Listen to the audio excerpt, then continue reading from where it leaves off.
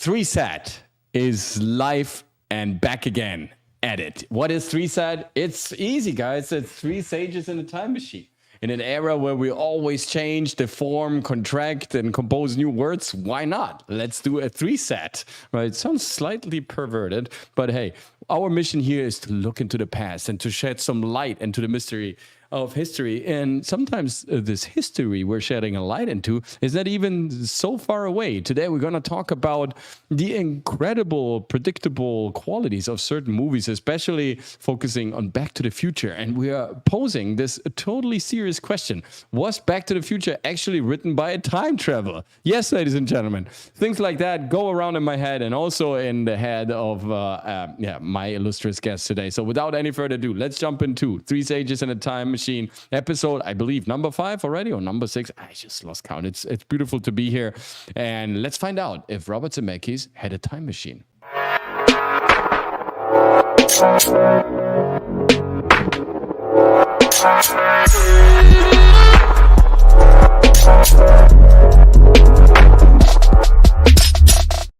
And now, I know, you guys are waiting for him. I don't know why, but you somehow seem to like this guy, and I can get rid of him anyways. And I have compassion with the poor people of this country. So let's give him a warm round of applause and welcome everybody. The very history savvy, the always drunk and slightly alcoholic, fire breathing, incredible Dragon Slayer commentaries.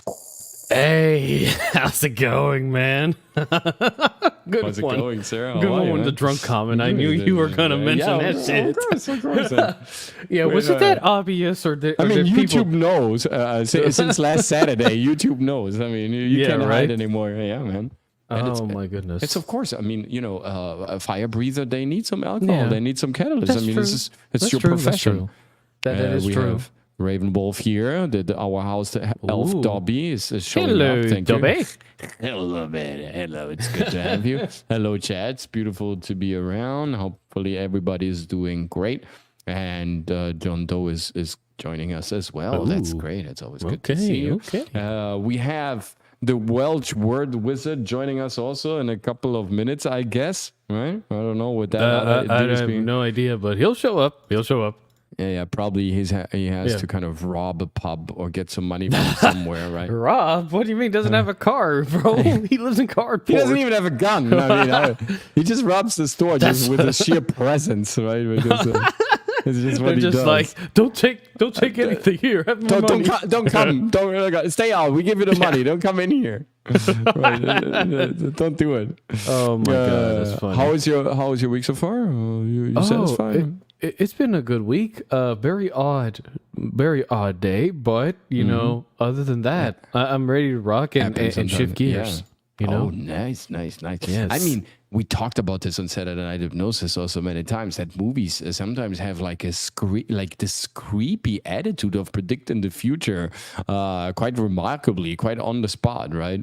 We have this also. We have this in paintings. We kind of analyze that, how paintings sometimes were kind of giving away some interesting details in the background that were telling of another experience. We're talking about books that somehow predicted the future, but movies, they have that. They seem to have that too. To kind of Homer Simpson famously, right? The Simpsons, of course, they have a lot of predictions there. But Demolition Man is that's a big one. That one I was like, who are you? Holy Hunt him down. crap! Like He is the last prophet. He's the one. He's Moses. He is the one prophet to rule them all. Every time, he's the one prophet to rule them all for sure. Oh my god, that was insane. Like Demolition Man. Even the moment when I watched it the first time, I thought, that escalated quickly for sure. That really did. Yeah. I knew something was like intrinsically true, but she's here. You have called Clay. Yes. Are you alive, girl? Where the fuck are you? I mean, I'm doing my content. I'm playing games. I'm famous now. I don't need you anymore. It's so good to see you, Cult Classic. We truly miss you. I truly miss you. It's like it's so great. Your rage I miss Cage Stallone, bro. I mean, come on, that artwork was good. I got it complimented. Really that was good. Dempsey's here, the drunk boy. Yes, there we go. she sleeps all day because you play all night. Ding, dun, ding, dun, dun, dun, dun, dun, dun, dun, dun, dun. My. With what are you actually playing, my good girl? That escalated quickly. Okay. Also, welcome to the Twitter crowd, to the Instagram crowd, to all the other crowds that are watching right now. It's a pleasure to have you on board. And yes, the title is true. It's totally serious. And by the end of this presentation, exclusive video today, you will probably think the same. Is this even in the realm of being a coincidence, or is it true what the coach and the other two idiots said, that there is maybe a possibility that Robert Zemeckis has some sort of a time machine in his basement, because the way he predicted the future is so spot on. And I'm just talking generally Trump. We're going to dissect it today because I'm going down a rabbit hole tonight with you guys. You won't even believe what I have to disclose with you. Wait, Coach, I do have to say some. Okay. Sure. The coach, the crazy Italian sage coach and the two idiots will always be right. Okay? Because it's so ridiculous, and it turns out to be true later on. Everybody loves Demolition Man. It's a fantastic movie. It's absolutely fantastic. Unifies everyone. It unifies everyone. But yes, we are entitled, allowed. I mean, we are privileged. We are somehow brown, whitish, and therefore we are on the privileged side of the ocean. We can allow ourselves to explain everything and say whatever. Oh, thank God, Brian wasn't here. He would have thrown a black joke somewhere. Yes, of course. Oh, God. We're getting raided. I can't believe that. There we go. It started well. It escalated quickly, and now we're in the middle of it. So here we go. Was Back to the Future written by time travel? What do I mean by that?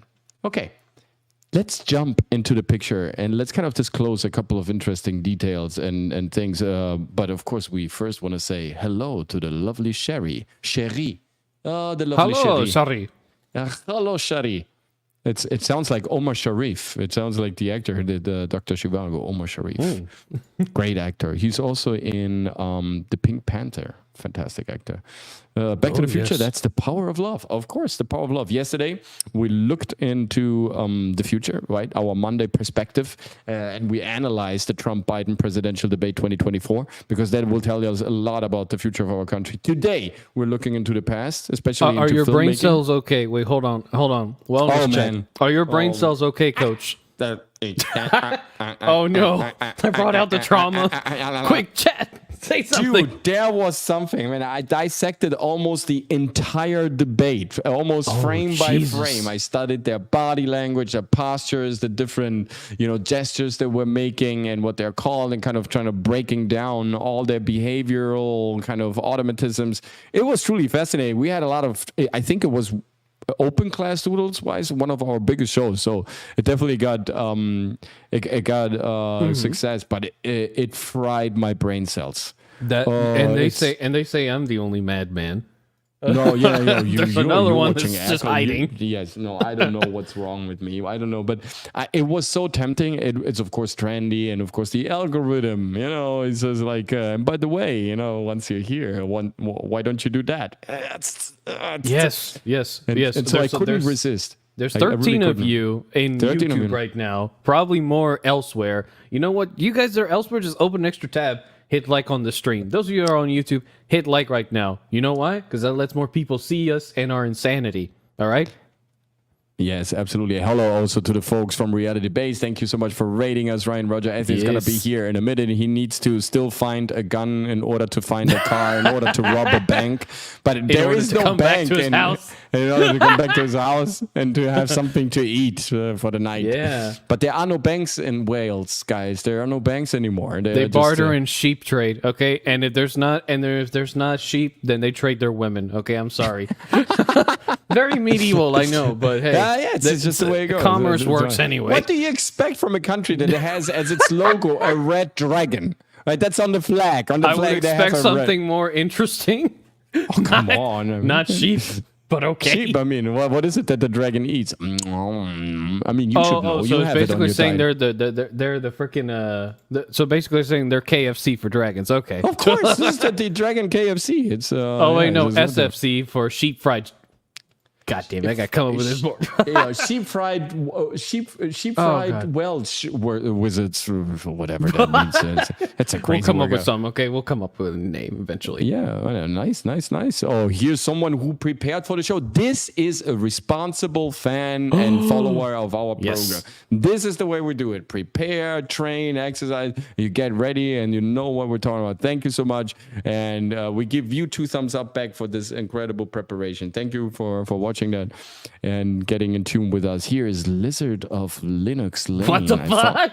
Lizard of Linux Lane is a beautiful profile name. I found my wiener. Dragon Slayer commentaries, you can too. What does that mean? Okay. What the fuck is going on? Yeah, Rosita Macarons is also here. She's from Spain. hello. We found out yesterday. I always thought that she's from Italy. I don't know why, because Rosita, but yesterday we found out she's from Spain. It's good also to get to know you, you streamers and followers and you crazy screamers as well. I also like to stream. Thank you you so go. much. Absolutely. Do you want to say something about yourself, Dragon Slayer? Where we can I find don't you know. I don't before know. we start with the madness. I don't know what he said, Lizzie and found I his don't think I know. I don't really know what he said there, but I don't even think he knows what he said. So I think we're just gonna move on and come up with a better answer for this, because if he doesn't understand and I don't understand it, then you will not understand it. And at the end of the day, we don't really want to talk about this because it's not necessary. It's not necessary. It's not necessary. I don't think he understood what he said. And now I've confused you enough that you forgot what the hell the main point was anyway. That's the Politics power 101. of the 101. This is exactly what they do, right? Yeah, they don't talk have anything bullshit else. until they forget what the conversation was about. Amazing. Oh, Let's man. dive into today's madness. Guys, I have something incredible for you today. And I truly mean that. I mean, we always, you know it by now. Hail to the chat. We have Walton here. Thank you so much for stopping by. Hail to the chat. You know, I just said it in a bit in a Ukrainian way. I don't know why. Russian, hail to the chat. But usually yes. Usually we're always looking like at our ancient past, right? We're always jumping into antiquity. We're jumping into mythology. I mean, we covered Greek mythology extensively, and also with Three Sages, we've gone in so many directions. We looked at Scythian. We looked at really cool, interesting, fascinating stuff from our ancient history in order to kind of, put the pieces together and understanding where we're coming from and what the great secrets of the past are. But in today's episode, I want to look into a movie that was just, compared to our ancient history, basically yesterday. It was shot yesterday. This is pretty fairly young. Why? Because this show is called Three Sages in a Time Machine. And after the presentation today, you might think that there is something wrong with our timeline, because it can't be a coincidence what we will now see as evidence that we will collect throughout the first and also the second part of Back to the Future.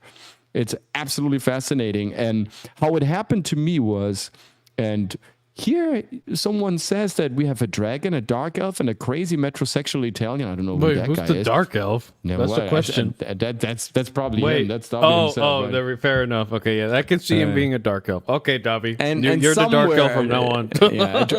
Ryan is drunk. Ryan's just drunk.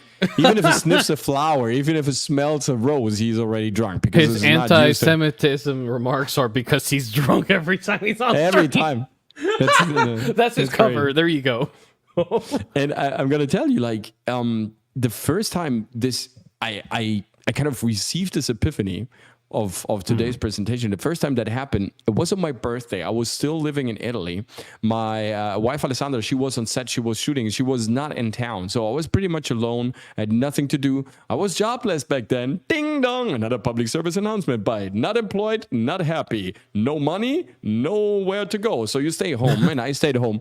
And it was my birthday, and I was kind of self-loathing myself, a little self-hating, self-pity, everything that has to do with self. Also self-touching myself, but after the second time, it kind of, when it was kind of boring and redundant. So I thought, what I do now is like, you know what? Why don't you smoke a joint and you watch Back to the Future? I haven't watched that in a while. It's one of my favorite movies. And I thought it was just really out of the blue. I just felt like, yeah, why not? Let's watch Back to the Future. So I turned the movie on, and I swear to God, what happened to me was, after a couple of minutes already into the movie, I started kind of looking at the screen and thinking, is this possible that I've never noticed this before? Is it just me, or am I kind of putting things together that are really actually disjointed? And it got increasingly to the point where I really questioned, is this really happening? And is it possible that it's only me that found out what I'm just about to disclose with you guys, right? And so I had this incredible moment all for myself during my birthday back then in Italy with Back to the Future.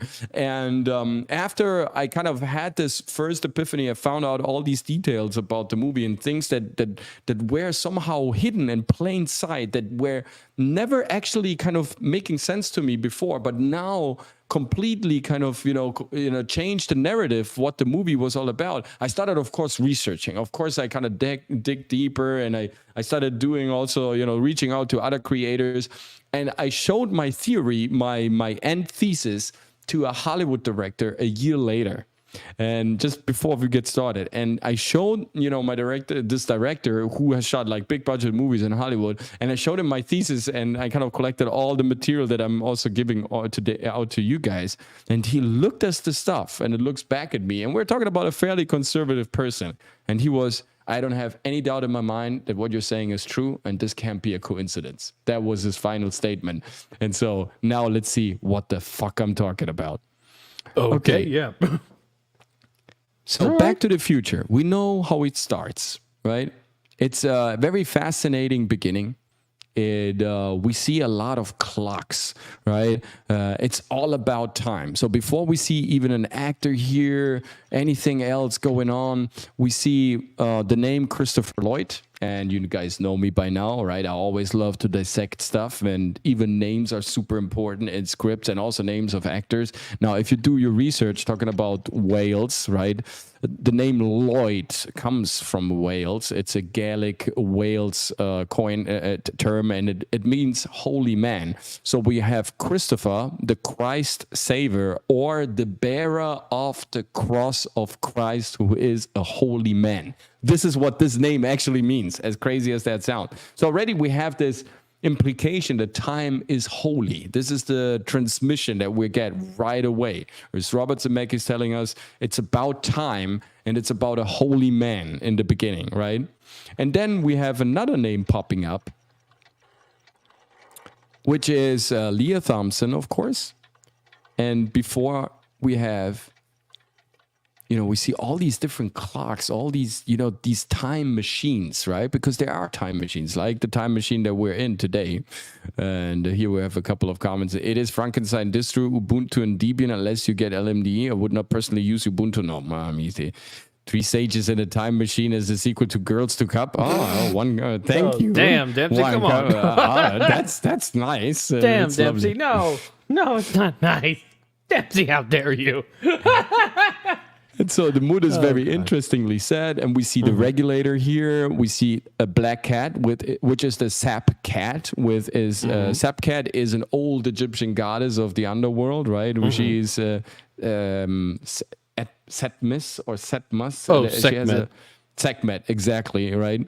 And she's also then, Sekhmet was also the goddess that inspired the sabotage movement, in part the anarchy movement. The black flag of the anarchy and Antifa movement goes back to Sekhmet. It goes back to the Egyptian goddess, right?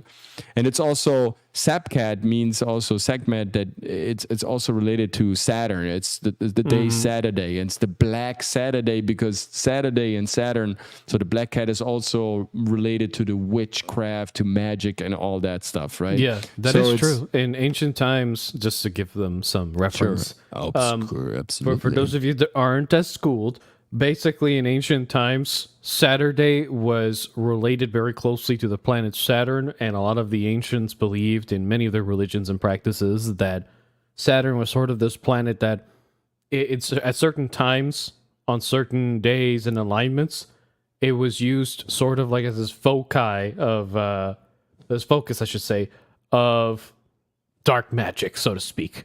Okay, yes. That was something that they were very big into back in the day. No, absolutely. Space-time is also traversable in one direction, says Dempsey, the drunken poet. So this movie hits at the determinism versus free will argument. For sure, it definitely plays into that. I just want to, because in movies like this, when we're talking big budget movies, big scripts, big actors, big producers, everything is big. There is no coincidence. Like I said, I showed my thesis and my whole argument to a Hollywood director who has shot several of those movies, and he says there are no coincidences in a Hollywood script. So everything that will appear later on stage, on screen, it's definitely part of a program, of a process of endless filter and discussions and reunions. So every detail that is in there has been discussed, talked back and forth. There is no way of just saying, well, this is just sheer coincidence. So I don't feel like, if you look at this right away, you have the black cat, which is Sekhmet. You have the green owl, right, which is, of course, Lilith. This is another goddess of the underworld. And we know the owl is also, the sinister keeper of the night, the all-watching eye, the all-turning 360-degree tower that is,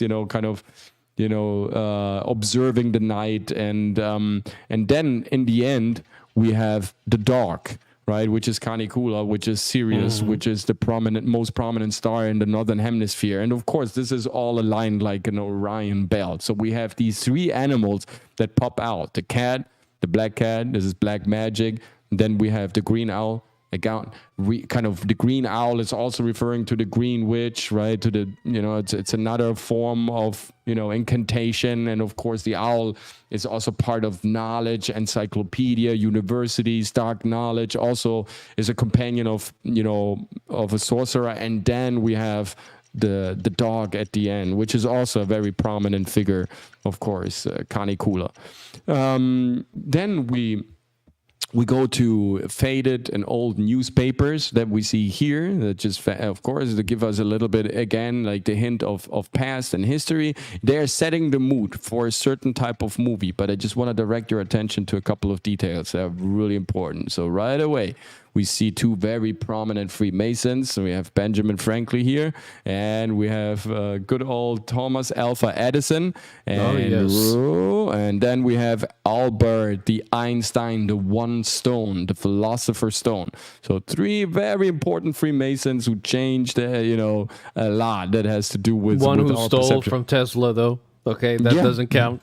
Right, and the other one that kind of copied something that Gautier was saying, a Belgian Jesuit, in order to be liked by his new American friends, even though he wasn't necessarily believing everything he said. And the other one who is on the $100 bill, which of course is representing capitalism and its power in its purest state. So we have industry, money, finance, and politics, and of course science. All three combined. The three Freemasons, exactly like the three animals. So we have 33. That is a little, number game that they're playing. It's about time. It's about numbers. It's about elite. It's about scientific inventions, discoveries. So they're setting a very interesting tone right away. Seems Ryan is anxious to get in.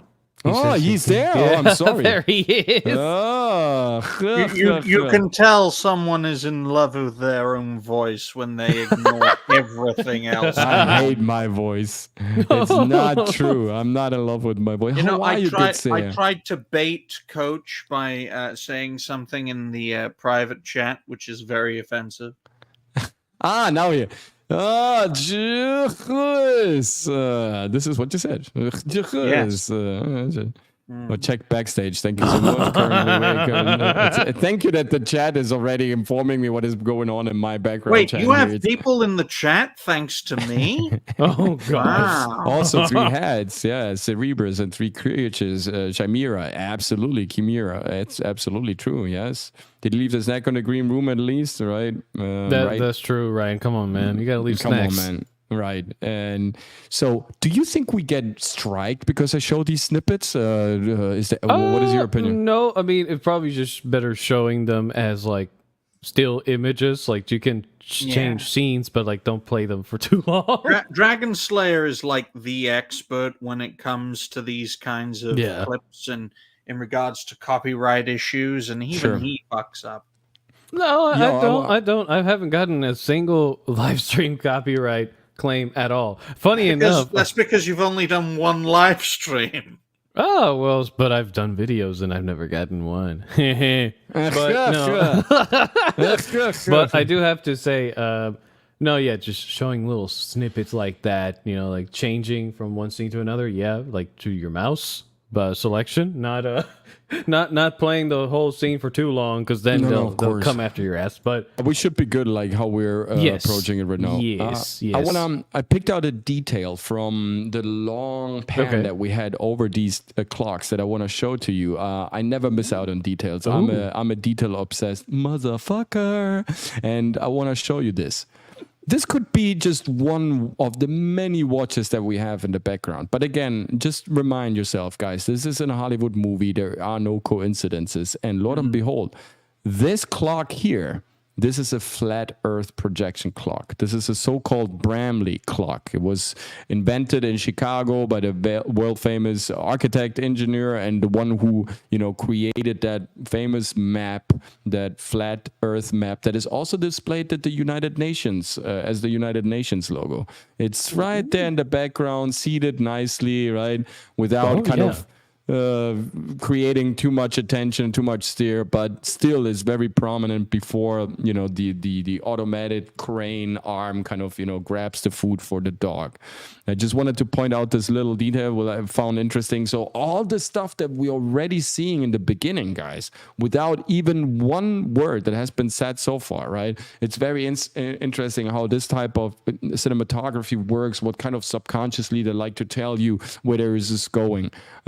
And what type of tendency also they want to create. Very smartly done. I've seen many streams about the same format. They normally do 10 seconds buttons. Okay, cool.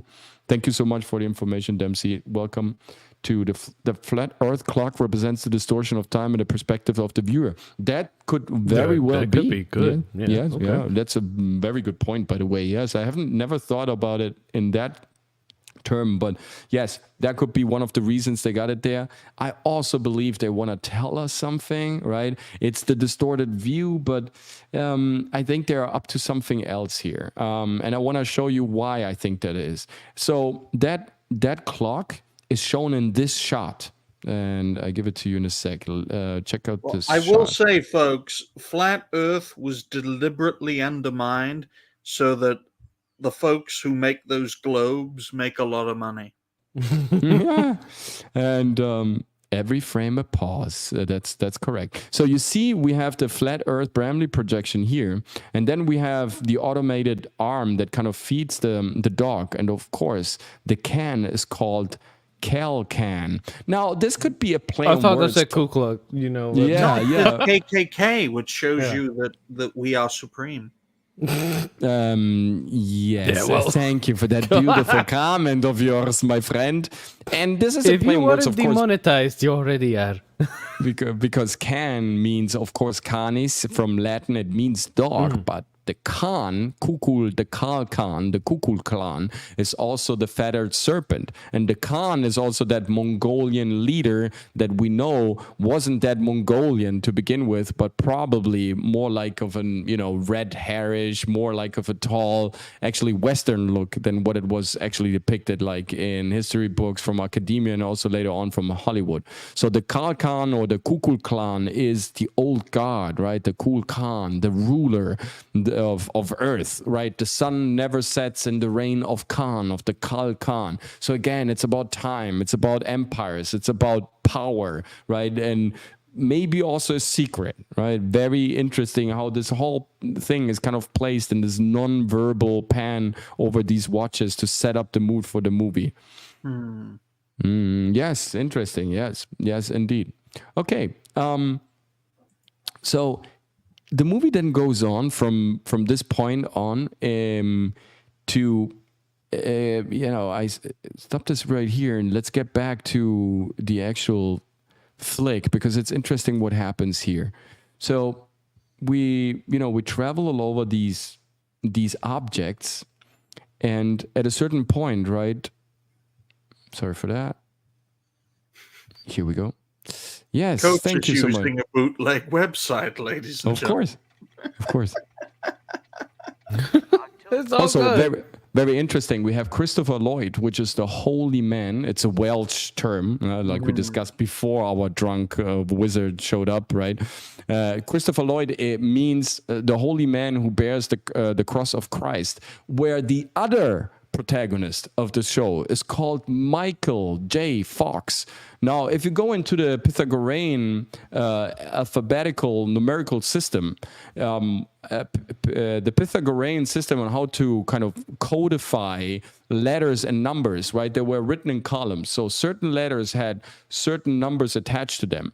Now, weirdly enough, Fox in Pythagorean is the 666. It's FOX. It's written in one column and it stands for, of course, the number 6 because it's the 6th letter. That's why you have the French national soccer team playing with a triple F on their shirt. You can always see it's France Football, Fédération France Football. Triple F means 666. And lo and behold, the logo of France, Fédération France Football is a rooster that, of course, screams to a star because the rooster wakes up the people when the planet Venus appears. It's the light bearer. The planet Venus is the light bearer. And this is why the rooster makes because he announces the light bearer, not the sun, right? The chicken wakes up people before the sun actually rises on the horizon. And so that's interesting. So triple F and the rooster announcing the planet Venus. And now if you look into, the old encyclopedia, the name Venus in Latin was Lucifer. So you have the triple F and the rooster announcing Lucifer. So it's pretty clear what they try to say on their shirt logo. And the same thing is true for Michael J. Fox. So you have the holy man who's bearing the cross of Christ, and you have Michael, the liberator, the demon slayer, the flaming sword, but also the fox. And Fox, Lucius Fox, like in Batman. Lucius, it's Lucifer, and Fox, it's 666. So Morgan Freeman was the burned one, Shem or Shem, right? He is Lucius. He's the burned one. He's the light bearer. Again, that is just a play on words in order to kind of exemplify and give us an idea. So we have a good guy and we have a bad guy. Blue against red, yin against yang, so on and so forth. This is also the setup. I can actually do an impression of Michael J. Fox. Look, I'm a bit scared. Look.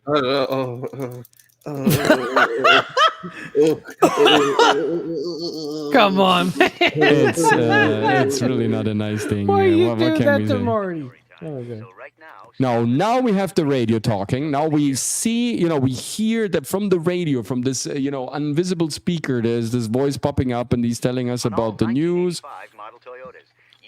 And he introduces the Toyota brand to the audience. He talks about all the models of 985. And this is going to be relevant throughout the movie. This Toyota thing about cars. So we have time, we have cars, we have Khan, the ruler, and we have the three, the three obscure occult animals and the three leaders that are also respectively kind of, standing for their own field of science. Benjamin, Thomas Alva Edison, and Einstein. And Sekhmet, the black cat for the witches, the green owl of the magicians, and the gray canicula, which is Sirius, which was the holy star for the Fertile Crescent, actually, basically. Oh, another fun fact, ladies and gentlemen: Venus rhymes with penis.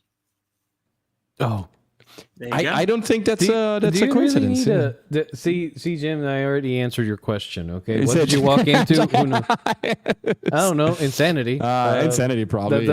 Ryan just blurting out random shit with penises with me. Right? It's like it's gonna be worth it. I've been serious for the past 2 hours, Dragonflare. This is also the reason, if you listen closely, if you put your captions on when you are watching a tennis match of, maybe some people of you still know it. There was a guy, his name was, Jim McEnroe, I think. Yeah, Jim McEnroe, the tennis player. Remember when he was always saying, "Are you serious?" So are you God? Are you the emperor? It's not like, are you serious, man? No, are you serious? Are you the star? Are you God here? I mean, coincidence or not, it was very interesting that was his slang thing, that it was his way to go to, kind of to talk to the emperor. Are you serious? Okay, water burns. It's really hot. The situation boils up. Yeah, boils and burns on. Boils up. Right. We have football, which is of course clash and contrast. Insane conspiracy theorist says water burns. Discredits whole show. And now, all of a sudden, we see TV going on. So we have a beautiful travel here from old, faded, bleached, and kind of stained newspapers to old framed pictures to radio. And now we are to TV, right? So we're also traveling through time with this little pen here. We have flat earth, watches. We have Buster Keaton hanging from one of these clock towers. So he's kind of taking us through time. Again, he wants to emphasize that this is about the right time, the right moment. You have to watch out for the right, precise moment in time to kind of catch what this is all about. Research facility have denied the rumor that a case of missing plutonium. Now we're introducing plutonium. So from the past, we're coming into the future, right? Now we have plutonium. And I also want you to remember this little detail. There was theft of plutonium. Plutonium went missing. And it was stolen from somewhere, brought to somewhere else. And of course, plutonium is a radioactive material, but it has its name from the planet Pluto, which is associated in Greek mythology with a god. And that god is Hades. Hades is respectively the planet Pluto, even for the Greeks. And Hades is, of course, the keeper of the underworld, right? He's keeper of the dead. He's the 666. He's the fox, right? So in a way, we have already like a slight connection here. It was in fact stolen from their vault 2 weeks ago. A Libyan terrorist group. Imagine back in the day, people were worried about plutonium getting stolen, and now people have to get worried about fucking Joe Biden gifting people shit that they don't need. John McEnroe. Yeah. Yes, exactly. Just end of line quote. Yeah. No. Yep, I know. No, we're talking about plutonium, and it was a theft from terrorists that were coming out of Libya. No way a black man stole plutonium. No, but it's interesting. How do they understand that technology? This is terrifying news. No, but British Klansman goes on rampage. Nuclear weapons. The funny thing here is that they're all like getting you like with the first thing that is a TV is telling you, right? So the newscaster is telling you the terrorist is from Libya. So he's placing the terrorist threat, that newscaster is placing terrorist threat into Libya, into the northern Arabian, African countries. So already you get a pretty clear idea who stole that plutonium, right? Where is this group coming from, right? And then you can already start about speculating about the motivations. I just want to show you this. I just found this. It's another very interesting still, right? You have a load of shit on Einstein, right? I'm not. I don't think there is any coincidence in this movie, guys. Wait, somebody didn't on like Jew? What is this film? I don't know. It's like it's isn't this supposed to be heaven for you, Ryan? We didn't know it was an anti-Semitic film. My goodness! Also, a just to kind of disguised as a towel head, covered in shit. Again, I don't think also this connection, again, I want to insist on this, like the Kukul Khan, the ruler, in combination with the flat earth. This is a very prominent kind of close-up. That's a very prominent detail from a beginning scene of an epic movie. I don't think there is a coincidence. They could have placed all sorts of watches here in the background, but they made sure to place the flat earth Bramley projection there.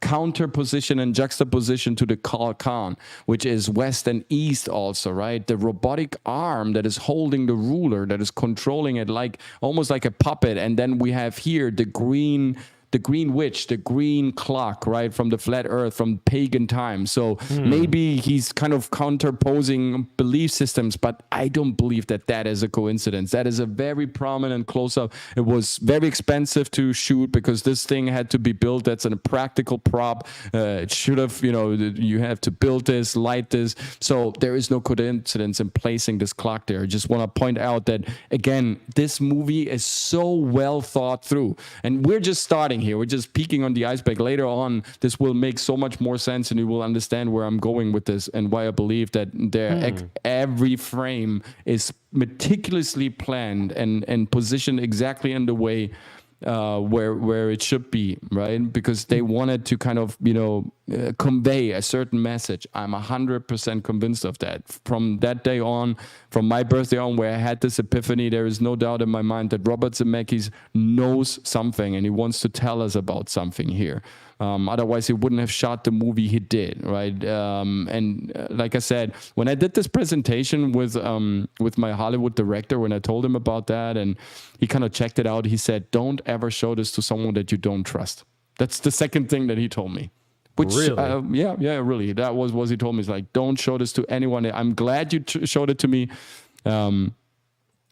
Why you frogs have turned gay, they're missing electricity. Do it like Alessandro Volta, run a little bit of electricity through them and they will start to dance and attract the female frogs, and then they will have fun. This question. I can answer Triple L's question. Oh, God. Jews. Oh, my God. You mean Jews? Tiny Karen. hands. God damn it. I see what you mean. Oh, and one thing. Dempsey does make an interesting take here. He did mention the Antikythera clock, right? Like the similar design to it. And I think the idea, I think what is trying to explain, because sometimes we may look into things a little bit too deeply. In this case, it might actually be as obvious as we suspected the first time. It's just saying time rules over all, even the almighty, so to speak, So everything is ruled by time. And so because time is ageless. So there you go. Okay. Fine. Fair enough. Yeah, absolutely. So she goes on. Now, in this moment, when she's talking about that Libyans have stolen plutonium, we hear the first alarm going off, right? In the background. So that's a great timing. Mm-hmm. The toast is burnt. I know maybe I'm putting too much into this, but like I said, this looks all like this whole setup, this intro of this film. Like, remember, when the credits are rolling, like if you go to film school, they will tell you when the credits are rolling, you're setting the mood for the movie. The first 3 minutes of what you're showing while the credits are rolling is pretty much what you have to expect, what the narrative is gonna be, and you wanna make sure that people subconsciously understand the ambience of where this is taking place. So burnt toast in this old steel machine box, right? The time is running out. Something is burning. There is plutonium missing. There is this emphasis of maybe of an incoming catastrophe. Terrorists from Libya. We have the 3 Freemasons, the 3 occult animals, the flat Earth projection. We have a lot of stuff happening here. And this is no conspiracy theory. You can clearly see how these things are arranged, combined, and put into this huge intro clockwork, that it's a machine, a gear in itself to kind of set the mood for this movie. So again, no coincidence here. I think burnt toast they want to tell us something, right? Does the smoke alarm have its battery fitted properly, or does it need replacing?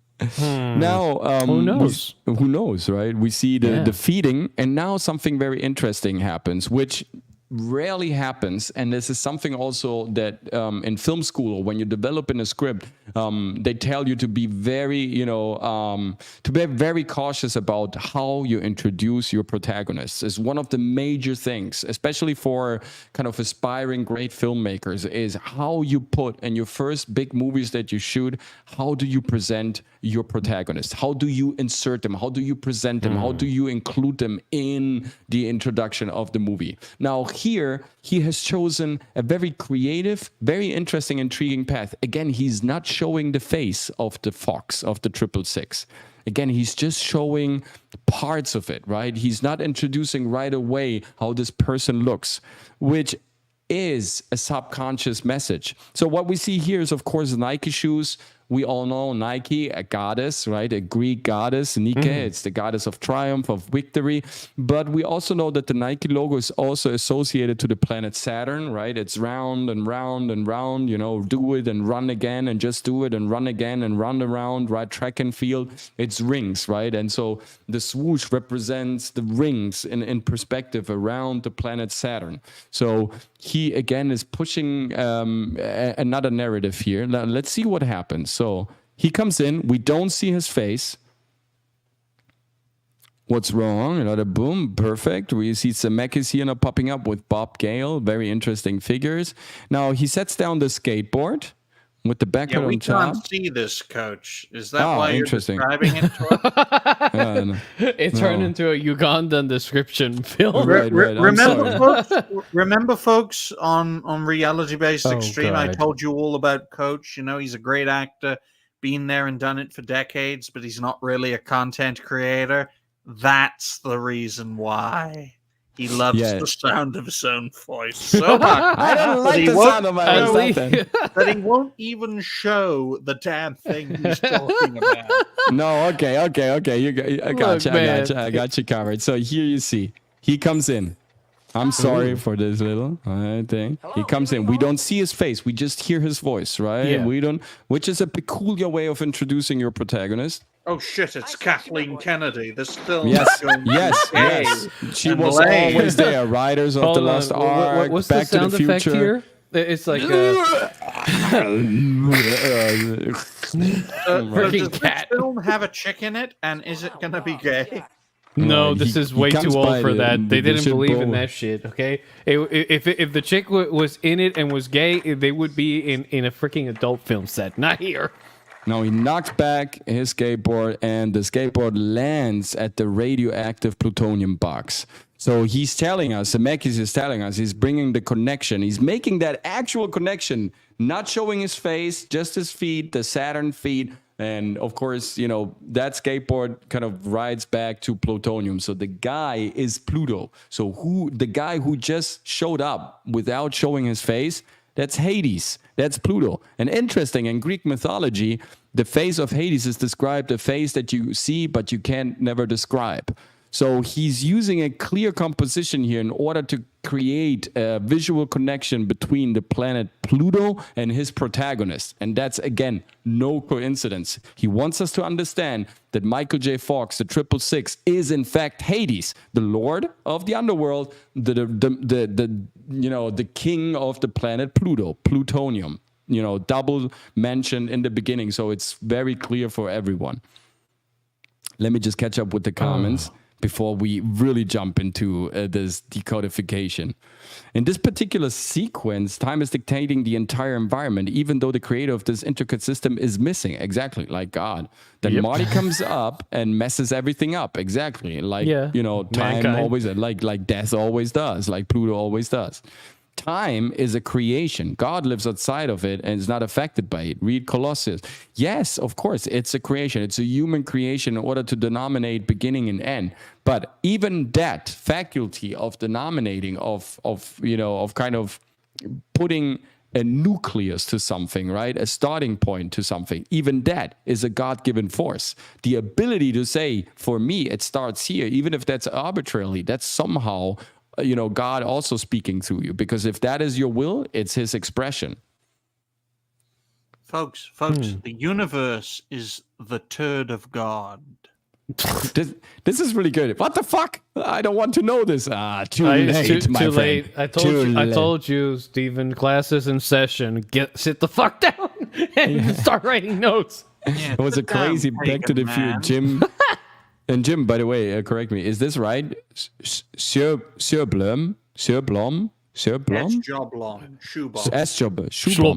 You are the shoe bomber.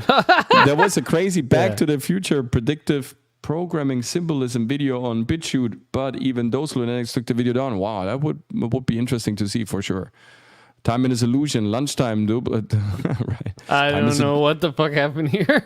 Time is a joke. It is an ability to be separated from space. Maybe space is time, or maybe awareness is space, you know? Time was created by black people so they could be late for everything to justify racism. I love this comment here from Pat. Thanks so much. God needs a probiotic. By the way, let's give a like to this comment. God needs a probiotic. I love that. That's for sure. Oh, man. Okay. So the good guy comes in, and of course, he messes up everything. How? Well, he turns on the engine, right? The transistor. And transistors will play also a very important role in this movie. He turns all levels up, the Killstrom levels, plate levels. He's messing with electricity, and then bada boom. Primary driver, primary power is putting everything up, right? We just see his hands. We never see his face and all this. And he increases intensity and volume, he increases electricity and increases tension and voltage and everything else. And then we have the famous guitar scene. We kind of plays that, and we see that huge magnetic speaker blowing him away. And this is actually when we perceive his face for the first time, where we see Pluto for the first time, or Hades. Well, God needs our love, you know. So yes, he needs something, right? He needs our vibration. The more love we have, like if you study the Silmarillion, it is clear the Iluvatar, he invented this melody in order to, you know, also gain strength from it, and also to, you know, give people the good deeds, to understand that everything is a collaboration. Creation is a collaboration. It's great to see Dempsey and Jim in the chat. It's always great to see those great guys in the chat. Recommendation for Jim. It's something called the 3-body problem. Go check it out. I'm sure you'll enjoy it. There's absolutely no action that, whether that's like, even if you look at Aristotle, right? Like metaphysics, the unmovable, you know, the immovable mover still needs to move something. If there is no reaction to his movement, there is just a stagnant universe, and he will collapse in that too. Movement itself, the dynamic of movement, is a form of whether love or fear, because your dynamic is dictated by a wish, by a propulsion, and that is always a frequency. And the frequency that moves the universe is love. So God, in fact, needs love. He needs propulsion. He needs dynamic. He needs movement and resonance. Otherwise, there is no universe. There is not even him, right? So the immovable mover needs to move. If that object doesn't move, his action will be, you know, will be absolutely, you know, devalued, and there is no need for him to exist. So movement, spin, we know it from our body, is love. When we stop to spin, we stop to live. Think about that. Mm-hmm. I mean, it's the same thing with humans. Our want to live becomes a need eventually. All I need is the so Torah, because with that scroll, I fucking hell! Not you and the fucking Jews again for anything ever. I think you will be one of the most evil tyrant that the scroll keeper that the world has ever seen. The tyrant scroll keeper. No, for basically the world's most angry librarian. You are the best people ever. Oh, fucking hell. So after the disaster, that rightfully so, a drunk poet kind of, you know, points that out, that he is the mover of electricity, right? Electricity is super important. This is one big thing. Before we see any phase of the protagonist, we see electricity having its effect, magnetic propulsion having its effect, right? And so now he picks up this telephone. Doc calls him and say, hey, don't forget about tonight. We have to meet at the Twin Pines Mall, right? At I think it's 12 something that we have to meet, 12:30 or 12:27. He says, don't be late. You have to be on time, right? This is the other protagonist again, doesn't get introduced with his face. That's another peculiar way, right? He chooses, Zemeckis chooses also to introduce his other co-star rather through his voice, like he was done with Michael J. Fox in the establishing scene with the credits. And again, here we just hear Doc Brown. We don't see him. So again, there is another connector. So Hades is talking to someone through the electricity line, right? So there is a correspondence from one god to the other, and we will find out who the other god represents. So interesting enough, he hangs up the phone, and then he takes a skateboard and he drives to Hill Valley, right? And in Hill Valley, there are a couple of things that are happening that I want you to show that are super interesting. Let me just remove this really quick. Spoiler alert before Coach continues. Doc Brown is a white guy. Just to let you all know. And he's old. Yes, he's an old white guy called Doc Brown. And unfortunately, it isn't the guy who played the voice of Darth Vader. Whose name Jesus. So all the clocks are going crazy with this phone talk, of course. There is this old Wurlitzer, right? There is a tune that has been played. The music is another important factor of this music, and it has multiple meanings and multiple levels of meaning also. But we, as you can see, what he establishes right here is super important stuff, right? So we have music, electricity, we have plutonium, we have also this odd looking, badge that he has there, this little pin, this black and red pin, very interesting stuff. And so after the phone call, he says, yeah, I'm gonna be there with you tonight, don't worry. He takes his skateboard and rides out. Okay. Then he comes to Hill Valley, right? Here, I want to introduce another little detail that maybe a couple of people have missed. So, okay. It's called Cupid's, Oh. right? This is an adult movie theater in the middle of Hill Valley. By the way, and this is true, this is not a conspiracy theory, as Zemeckis admitted that Hill Valley, the square where the movie takes place, basically, is an exact copy of Dallas downtown Elm Street, where Kennedy was shot.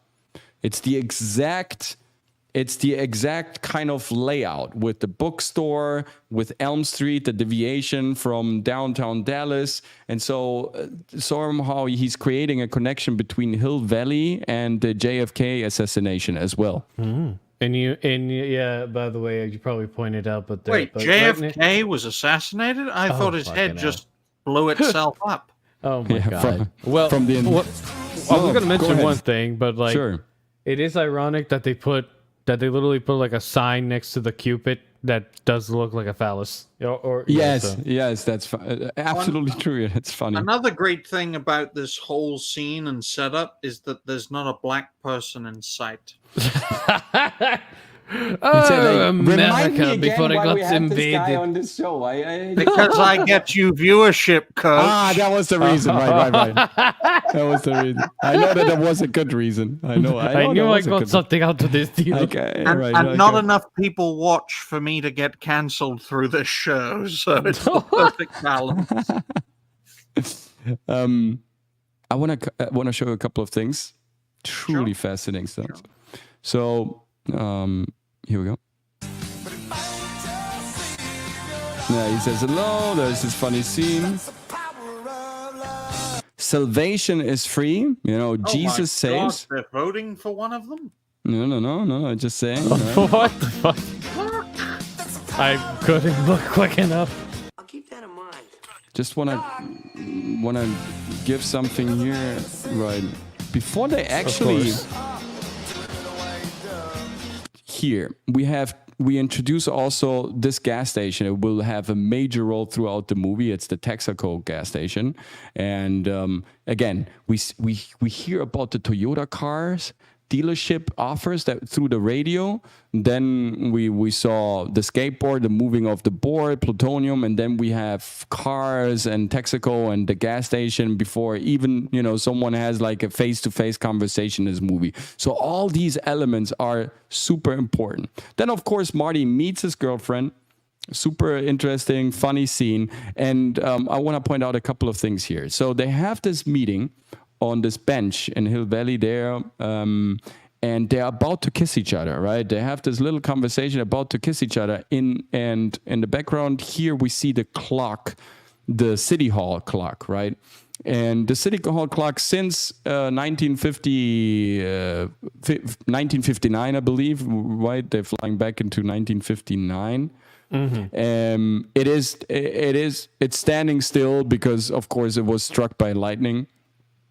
And in the moment they try to kiss each other, they get interrupted by like a crazy lady out of the blue. There is this lady kind of, showing up before they kiss, before Cupido can do its actual work, right? And the lady interrupts them and says, "Hey, we need some donations, right? We need some donations for, the city tower." Look, let me put it this way: if such a thing ever happens, I think 95% of dudes would just headbutt this old woman and be like, "Shut up." My name is Karen. I want to speak to your manager. Now, I want Give me more donations. I need money, right? So money against love, you could say. But I think there is a more nefarious reason. Look at her face. Look at her expression, right? Look at her nose. Right. Look.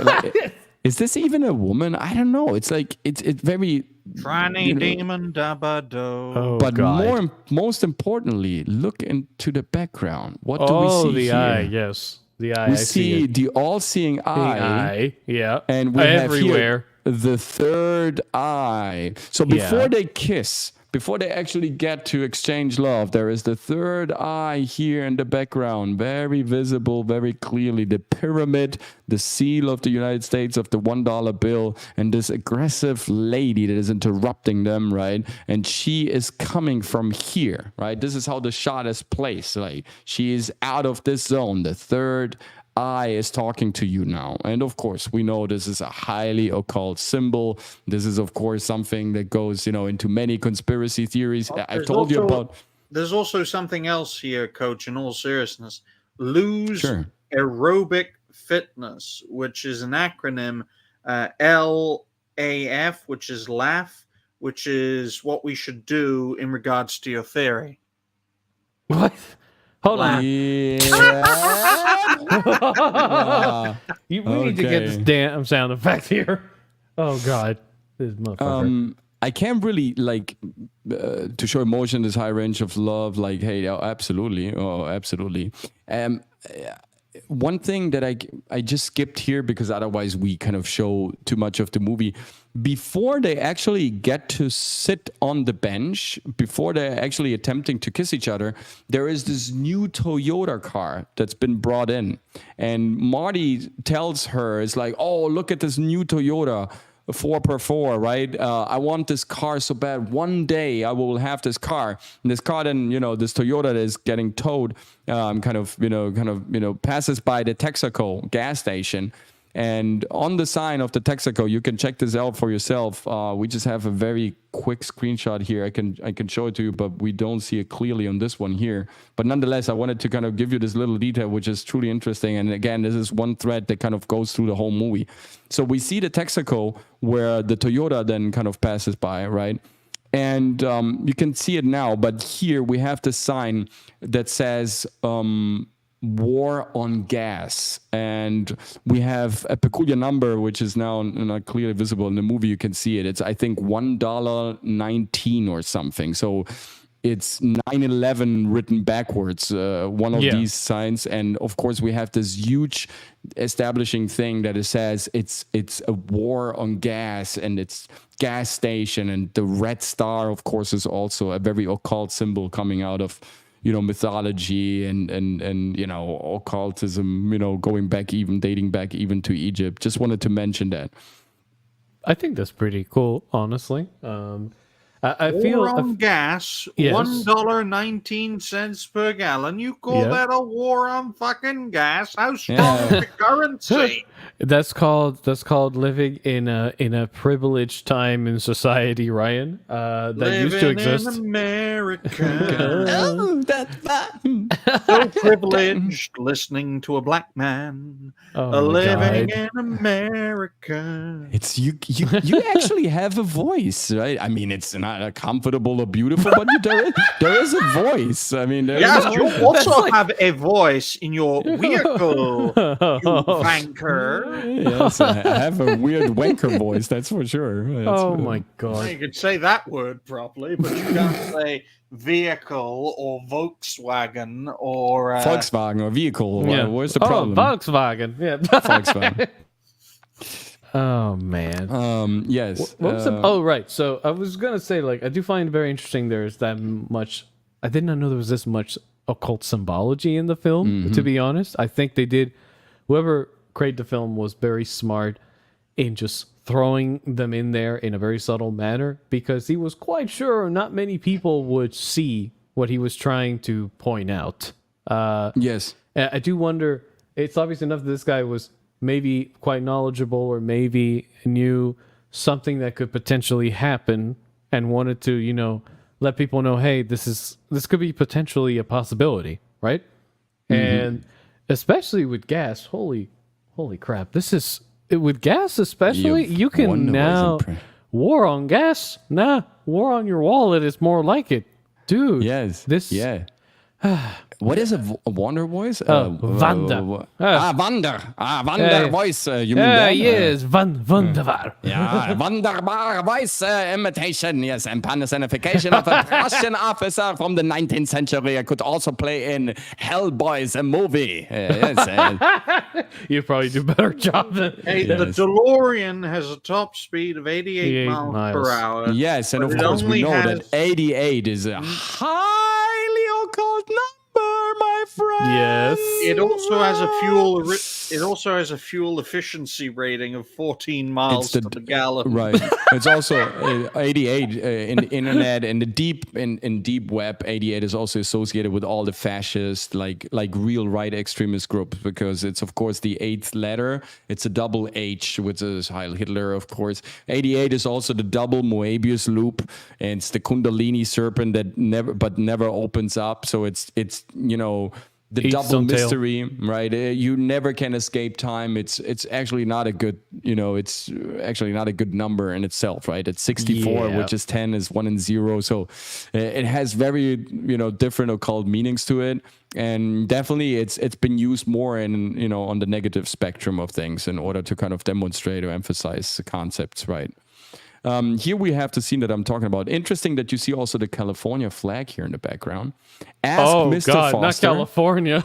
Right, and we have God. Do you imagine? We have the 888 here, you know, travel since 1888. Travel service since 1888. Okay, interesting. Now look what happens. So here we see the Toyota coming in. Can you guys see it? Yeah. Yes. Let me just put it a bit bigger. Okay, that works better. So the Toyota comes in and he says, "Oh, look at this new Toyota. I want to have one of those one day." Right. Wow. Yeah, it looks fantastic. And here we have it. Gas war. No, 9/11 or 1/9, right? We have this combination of 1 and 9 and 1 and 9, 9/10, 9/1, 9/11 down here as well, and gas war. Coach, if I can maybe just do a little tinfoil hatting here. Please. On the regular money where it says 1/9, right? You could flip the 9. You can flip the 9 upward, and it would say January 6th. Yes, no, absolutely. Just for fun. Fun. I mean, it's a good speculative idea. We could like, let's see in the proceedings of this video if we get more of one or the other. But I found, again, guys, this is really this. You have to imagine me sitting on a couch alone in Rome and seeing all these things for the first time. I don't know. Do you remember the movie Trading Places? Dan Aykroyd, Eddie Murphy. It's a super ancient movie. It's a very old 25. Movie. So well, that has nothing to do with movie watching experience. Because you have to spend money in order to watch movies. Have you ever watched Frozen, Coach? No, because I'm not a lesbian. Aren't you a gay movie grifter or whatever the fuck the term is? Dun. No, but in all seriousness, when I saw Trading Places just a couple of years ago, I realized for the first time in my life, even though I've seen the movie I don't know how many times, that Eddie Murphy was smoking a joint on the toilet. because he was, kind of busting Dan Aykroyd's ass that was, dressing up as a Santa Claus after was kicked out wrongfully so from his firm, and he turned crazy. He went homeless, and then he sort of, accepted the Santa Claus gig. He kind of sneaked into his old office, and he wanted to put drugs and all sorts of illegal items into Eddie Murphy's desk so they could fire him, so he could, regain his old position. And so when Eddie Murphy cleaned his desk right after this Dan Aykroyd incident, and then Dan Aykroyd as Santa Claus was brought away by the police, he saves one thing and he puts it into his jacket. And then he goes into the toilet and smokes that thing. And of course, I never realized until I started smoking marijuana that was actually a joint. Of course, otherwise there was no other reason to smoke it on, in the bathroom in this secretive way. So these are things that you maybe watch them as kids, but then you realize only later that there was another symbolism behind it. And there's exactly the same thing happened here, just on a very deeper and way more outrageous scale. That's why we got to bring Coach to the United Kingdom so we can give him a 5 to 10 year prison sentence for doing criminal activity. Yippee! Man. I'm looking forward. So, yes, so we have the war on gas, kind of introduced cars, dealerships, love, the third eye, all sorts of symbolism, or a lot of, like, look at this. These are the first minutes of this movie. There's been so much Cupid, third eye, the three animals, flat earth. There's a lot of occult symbolism. But now we get to the really good stuff.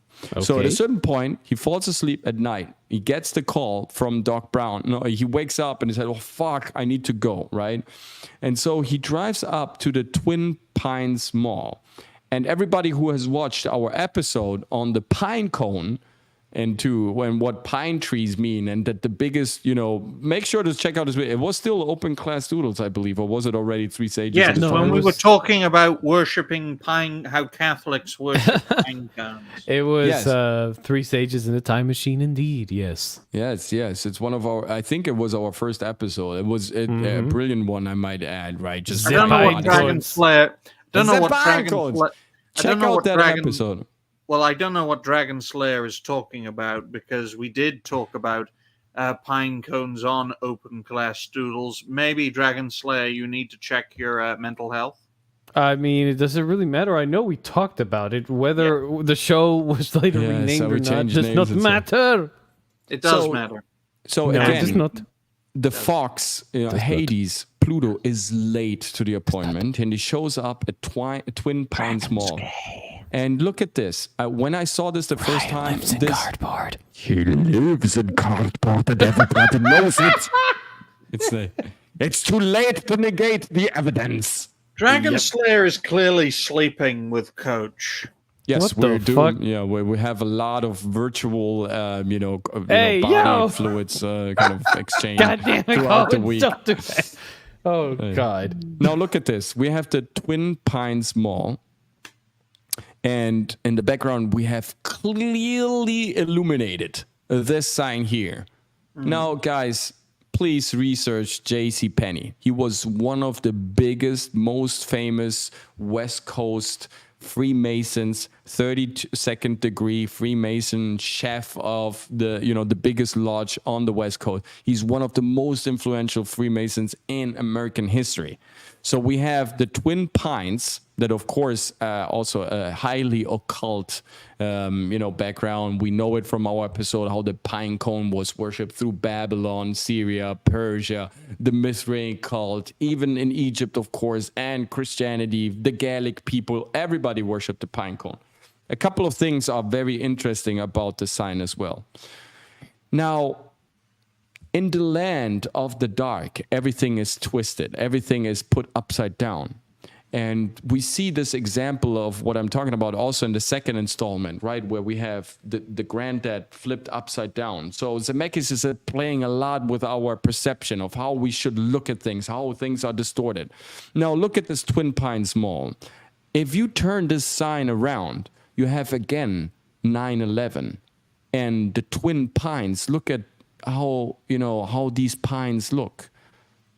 they somehow resemble like almost buildings, right? Look at these clear shapes, look at these grooves that are horizontally granted, but somehow they could represent stories of a building.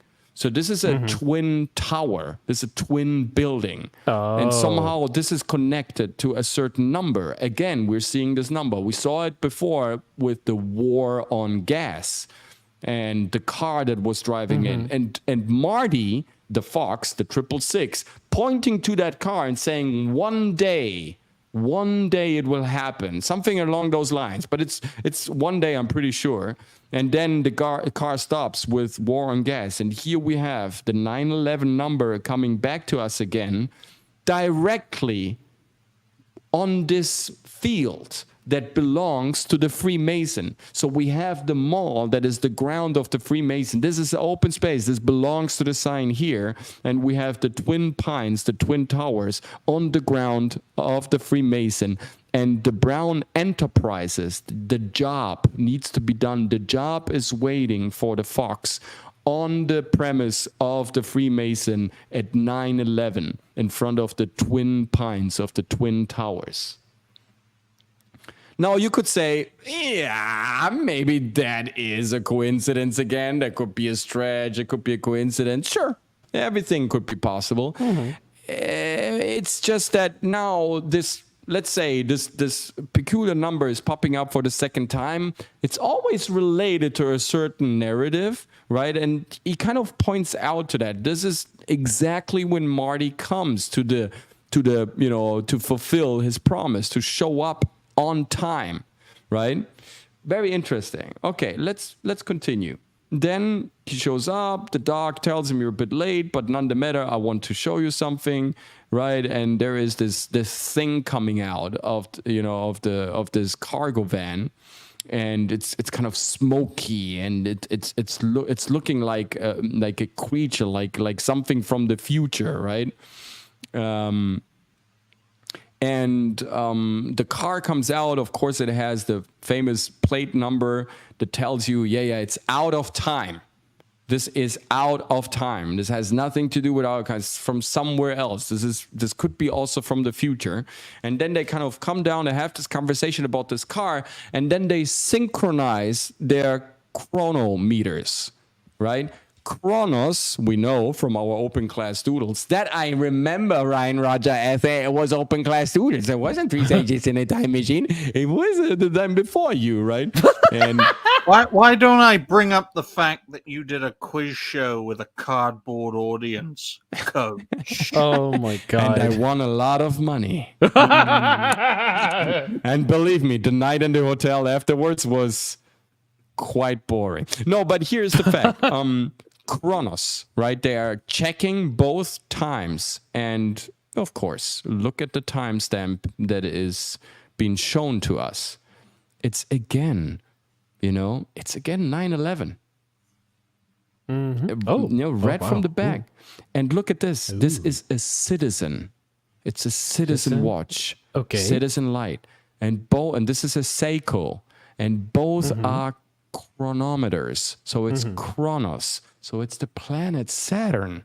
So, and Saturn is, the one responsible for witch magic, for all sorts of sorcery, for occult magic. He's associated with, sacrificial rites and all that stuff, right? It's Saturn. It's the end of time. It's till death do us part. It's the Lord of the Rings. It's 9/11 for the third time. Right, in this very small amount of time, Zemeckis is pointing to exact time, to a certain location, and to a certain time that he wants to emphasize. So whether it was war on gas, whether it's the chronometer that you hold in your hand, or whether it's the arrival time when the Fox arrives at the premise of the Freemason, it's always 9/11.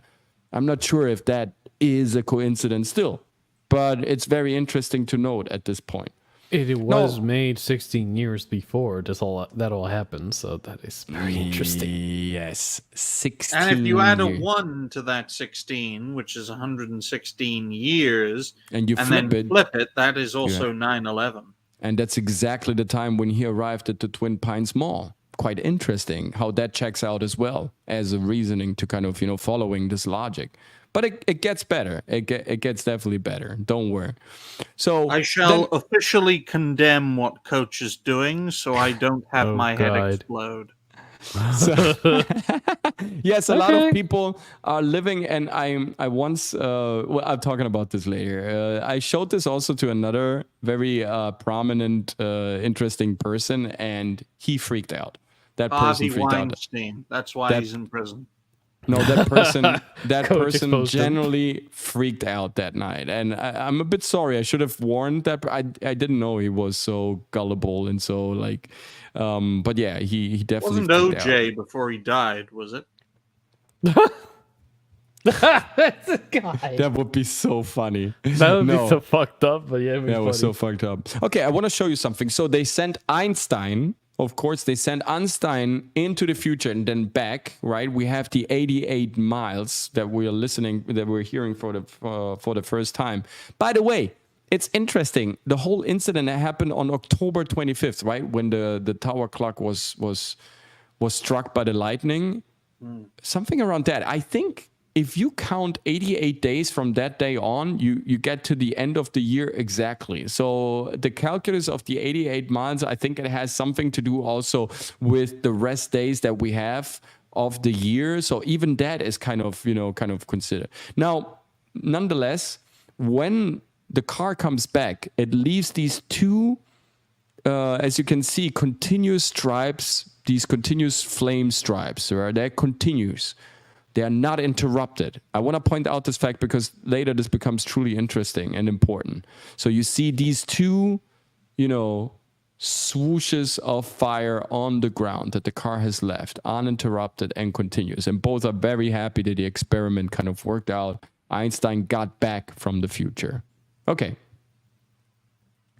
Now, when Marty then kind of has to face the fact that they are getting attacked by terrorists that want their plutonium back, because it was the deal that of course the Doc Brown kind of struck with them. He wanted to kind of steal it for them and then give it something to them, but then he didn't tell them that he wants to keep it for themselves. Now here's another little thing that I wanted to show you before we get to that point. When he's look at the background here where he's laughing, and we have the triple Essex, the 666 Essex triple, right? 1, 2, 3, 6, 6, 6, also in the background here. Just kind of, to give you another little occult push here. I do like it had to be right below orgy American style. Yes, exactly. I thought the same thing. Was this a hint of the decadence of American society was to come? Maybe, or maybe he just wanted to kind of emphasize who Marty is. I don't know, but yes, I thought in those two categories as well, right? There's something about it that it's kind of interesting. Here. Another little detail from the movie that was also quite fascinating before we get to the better juicy stuff, right? We have the plutonium chamber that is directed by Röntgens. So he's introducing also German scientists, of course. Percent power, right? This old primary power. This looks a little bit also like a Fritz Lang movie, if you ask me. It has that vibe somehow. Very interesting indeed. And when he then, takes the car because he has to kind of get away from the terrorists, from the Libyan terrorists, you see exactly the type of terrorist, right? Like wearing the Palestinian scarf, exactly like you would expect them. Yeah, yes, that time. Thank you. No, but the sound effect was pretty good, I have to admit. Imagine them with nuclear weapons. That's like imagining white people with no civilization. Oh, God, the horror! Impossible. It's impossible. Oh, God. Like, who taught you this stuff? Where do you get this? Where is this, hidden in your brain? I get it from all the fine folks and fellow creators that I have interactions with. Bro. And a lot of them. Can I ask you, what is your favorite creator on YouTube, Brian? Do you have, a favorite creator? Oh, yeah, absolutely. It's Hypno. Hypno is my inspiration. I mean, he has my level of content creation, but he does it in a far better way. I mean, he makes almost as much content as I do in terms of videos, and he makes a lot of shows as well. I mean, from a pop culture perspective, Hypno is a boiled down version of reality based. From a political perspective, the inspiration is Spoon, the aristocratic utensil, and it's so great to be inspired by so many fine folks and fellow creators. I've had 2 hours of being serious with the author Stephen Walton. Might as well at least have a solid hour of being unserious with Coach and Dragon. Always. No. Do you have problem, sir. you have a favorite content creator on YouTube, Dragon Slayer? Yeah. For me, it was mostly just nostalgia critic. Actually, I watched. How about the man yeah. who not what's What? the word I'm looking for? Oh, How God. about the man who kickstarted your channel, Dragon, and gave you an audience to many hundreds, if not thousands, of people? Hypno. I mean, of course, The there guy always you gotta be. pretend to be but fail at I mean, being. I've never So tried nice to of be you. him. You know, I never tried. I literally always my favorite creator, or at least the inspiration for the channel was nostalgia critic and similar movie reviewers like them. I always thought like if you're gonna talk about a movie or a show, then you might as well have some fun with it. Otherwise, like, why the fuck would anybody want to listen to you just ramble about how much you didn't like or dislike the movie if you're not going to say something funny or interesting / extra about it? That reminds And, me of this show, yeah. Dragon. And- Why would anyone watch a show Yeah. in which three Oh, guys fuck. just babble on about nonsense? I But mean, somehow It's it's not possible. nonsense. I mean, highly we interesting do stuff that the offer world needs to know. insanity and extra stuff. It's always Yes. how it is. Insanity and extra stuff sounds That's fantastic. that's freaking SNH Yeah, in a good nutshell. enough, It's good just a enough, bunch good of people talking insanity, and somehow people watch it. But yeah, no, my inspiration for the channel itself was that. Of course, I do look up to creators like Hypnotic mostly for inspiration, and also to just keep up with all the craziness that's going on.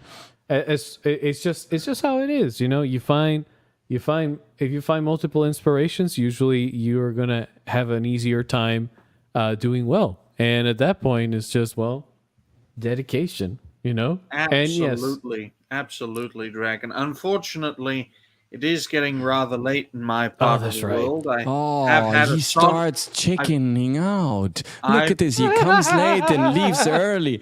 Oh, It's been a solid hour, Coach. You both should be thanking me for giving your dying channel an audience. Are there any chickens in Wales? No, only sheep. I'll tell you this, Coach. Maybe you should stick to covering presidential debates. You actually get viewership on those shows. Yes, incredible. We have great viewers today too. I mean, look at the chat; it's on fire. We're discussing, we're talking. What is it that Yep. you? R2 here because of me. Dempsey here because of R2 me. likes us anyway, and Dempsey too.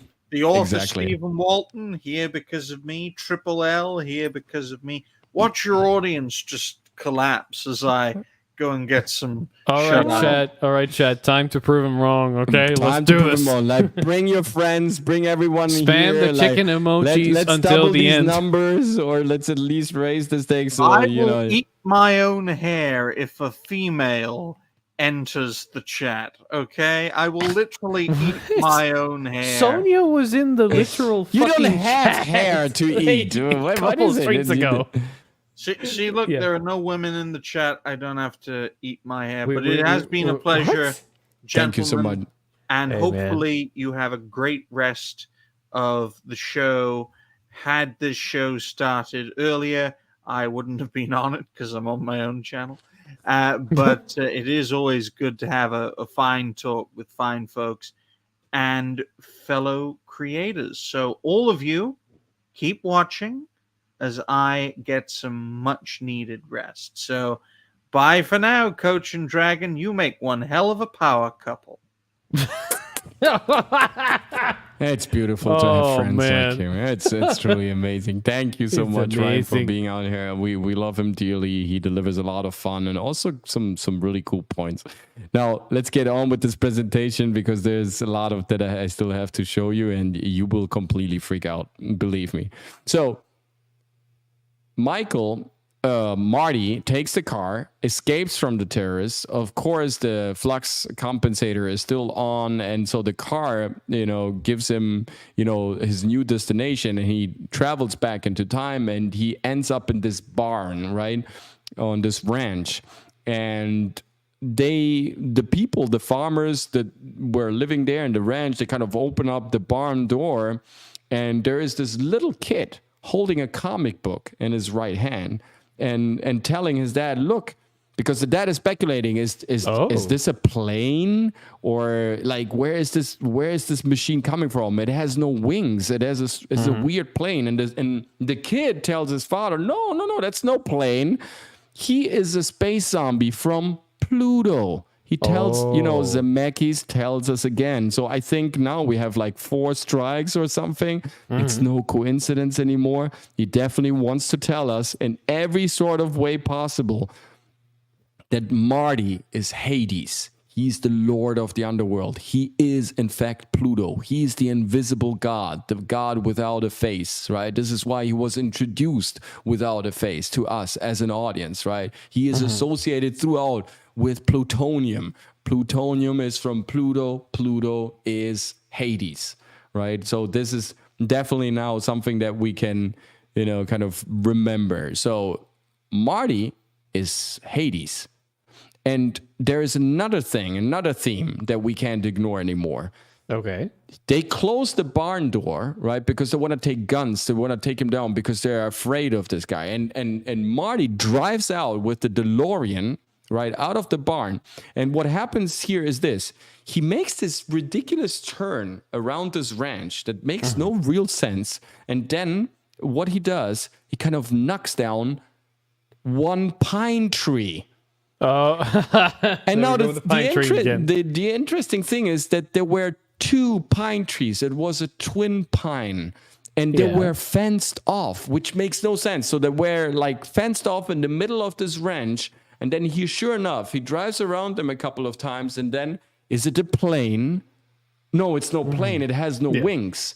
So this plane without wings knocks down one of the pines. He brings down one of the towers, one of these buildings, right? The plane without wings kind of enters this fenced area, this closed area, right? And Zemeckis, look at this, right? They built this fence extra around these 2 pine trees amongst this whole ranch in order to kind of state again, like, where are we? What is happening here? It's at a certain time, the pines are getting, are coming down. They're being smashed down, right? Something that looks like a plane but has no wings.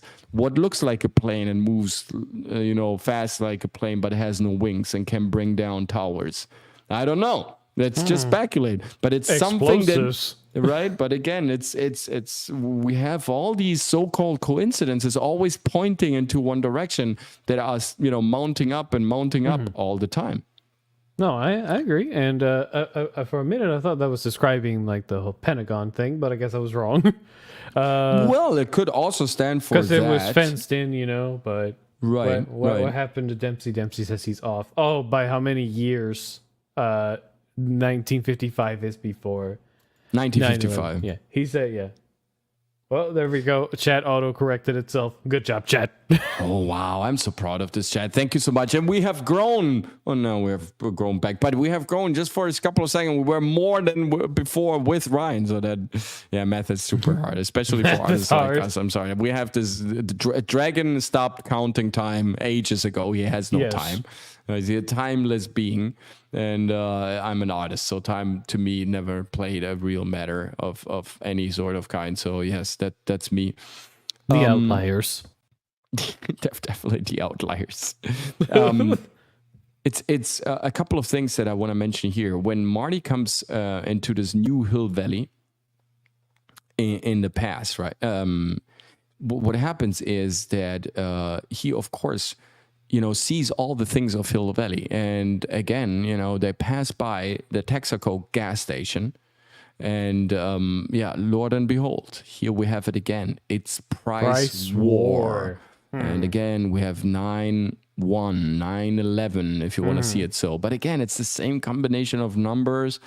Yeah, sure, they want to be, cohesive with what they've shown before. But isn't that funny that it's again there, right? It's a war on gas. It's a war on price. It's a war on money. Minute. Does that mean, is this trying to imply that most of these wars on gas, on terrorism, and everything else are potentially being fabricated in order to run a big money machine that desperately needs us to keep going because it will collapse immediately?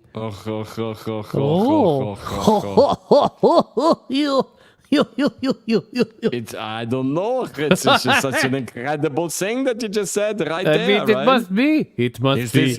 Is this maybe Tales from Space? But this is what it's fantastic. Zemeckis is telling us, guys, this account about what's going to happen in the future at 9/11 at the specific time, that's fantastic tales. And it's probably from space, and it's not a plane. It hasn't wings. Right, but it's gonna bring down the towers. So this is already the narrative that we're seeing. And look at this lady; she is being hypnotized. She's being completely hypnotized by this beam of light. Right, she is in that field of energy. She can't escape from those space zombies from Pluto. Right, it's somehow Zemeckis has multiple layers of narrative. That are hitting us throughout this movie in all sorts of way, and you see it more and more right now in front of your eyes, like really like unfolding, and it's truly not. Once you see it, you can't unsee it anymore. I feel like it's crazy. When I saw this the first time, I thought this is impossible. But then again, when I saw it again and again, and then I kind of reached out to other people about that, and it's like, we know that movies like Simpson episodes have a lot of predictions. So why not? I mean, is there a possibility that maybe Zemeckis saw something, that he had insight to certain documents, that he was aware of a certain operation back then? I mean, if you think about it, the Northwood document, you can look this up, guys. There is a certain document, it's called Northwood document. And what it was is the CIA, I think it was back then in the 60s, in the beginning of the 60s, what they had in mind is and they partially did that, to kind of arrange a plane so it would look like an American passenger, like a passenger plane, and to shut this plane down from a rocket base that would be installed in the middle of the sea, but on Cuban ground, so they could blame the attack to the Cubans, so they had a reason to invade Cuba. So look into this document. This is something that JFK... this would have been one time where I would have been like, just do it! That was maybe the one time where I would have said, let the Americans do their sleazy shit. That would have actually helped everyone. So that is not something that is out of control and out of mind, and it's completely hilarious or outrageous to say. There are actually documents that are proving that the Americans already had certain narratives like this, like mapped out. So it's not impossible. Just maybe Zemeckis saw. Here we go. Here we got it. Northwood was submitted to as a real document. Yes, it was a real document. There were a lot of similar documents that were out where there were many different types of projects that they wanted the president to sign off on without any knowledge.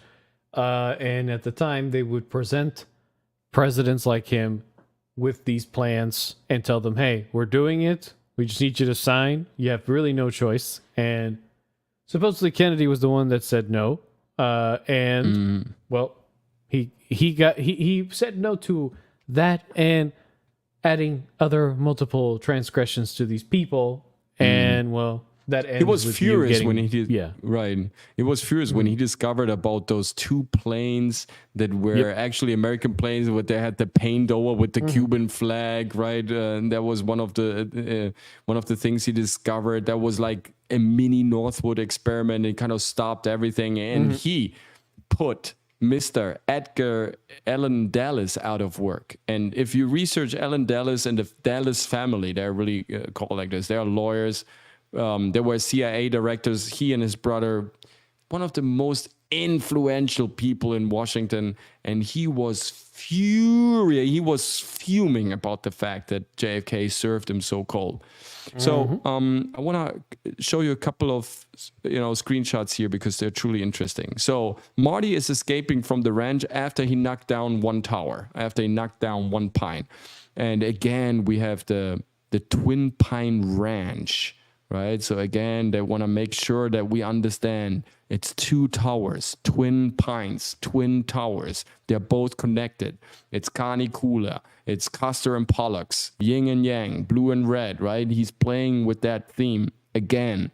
Then after he escapes the ranch, he looks for a place to hide the car, and he gets to this place, which is the Hill Valley construction before Hill Valley was actually built. And look at this. We see what? Pine cones. Dun, dun, dun, dun, More dun, dun, pine dun. cones. More pine cones. So again, is this a coincidence? Oh, and So a we lion, of course. And of course, 1 lion, and of course the other lion, right? 1 so lion, 2 lion. Well, who would have thought? Reference to ancient Egypt. And the 2 mysticism. equinoxial lions with the 2 pine cones, right? The Kundalini staff, and the definition here is pretty clear what they try to give us here. So the Egyptian symbolism doesn't stop, the Babylonian symbolism doesn't stop. They actually triple down on that. So again, he wants to emphasize 2 pine cones, 2 towers, 2 lions, 2 observers. It's happening at a certain day, right? Watch out for that day. It's gonna happen. The impact is near, all that, right? Another beautiful still from the movie is this thing here that I found also very interesting. You guys should see it. There is this store next to the gas station, which is the Blast from the Past, where we later see then the almanac, the sports almanac. And we have the Ballad of Davy Crockett just arrived, 16 tons. What is that? 16 tons?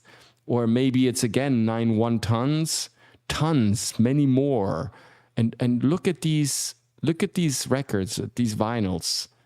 Yeah, they're coming in, right? There is something again that he wants to tell us here. Maybe this is a bit disjointed from that, but it's just how rich this movie is with all these little symbolisms, with all these details, right? It's just packed from the beginning to the end. I'm just trying to give you like a quick run through all the major points that I've kind of wanted to show you guys, but there's literally like every frame of this movie is like, what? Wait a second. This can't be real, right? This can't be real. Or that can't be a coincidence. Might actually.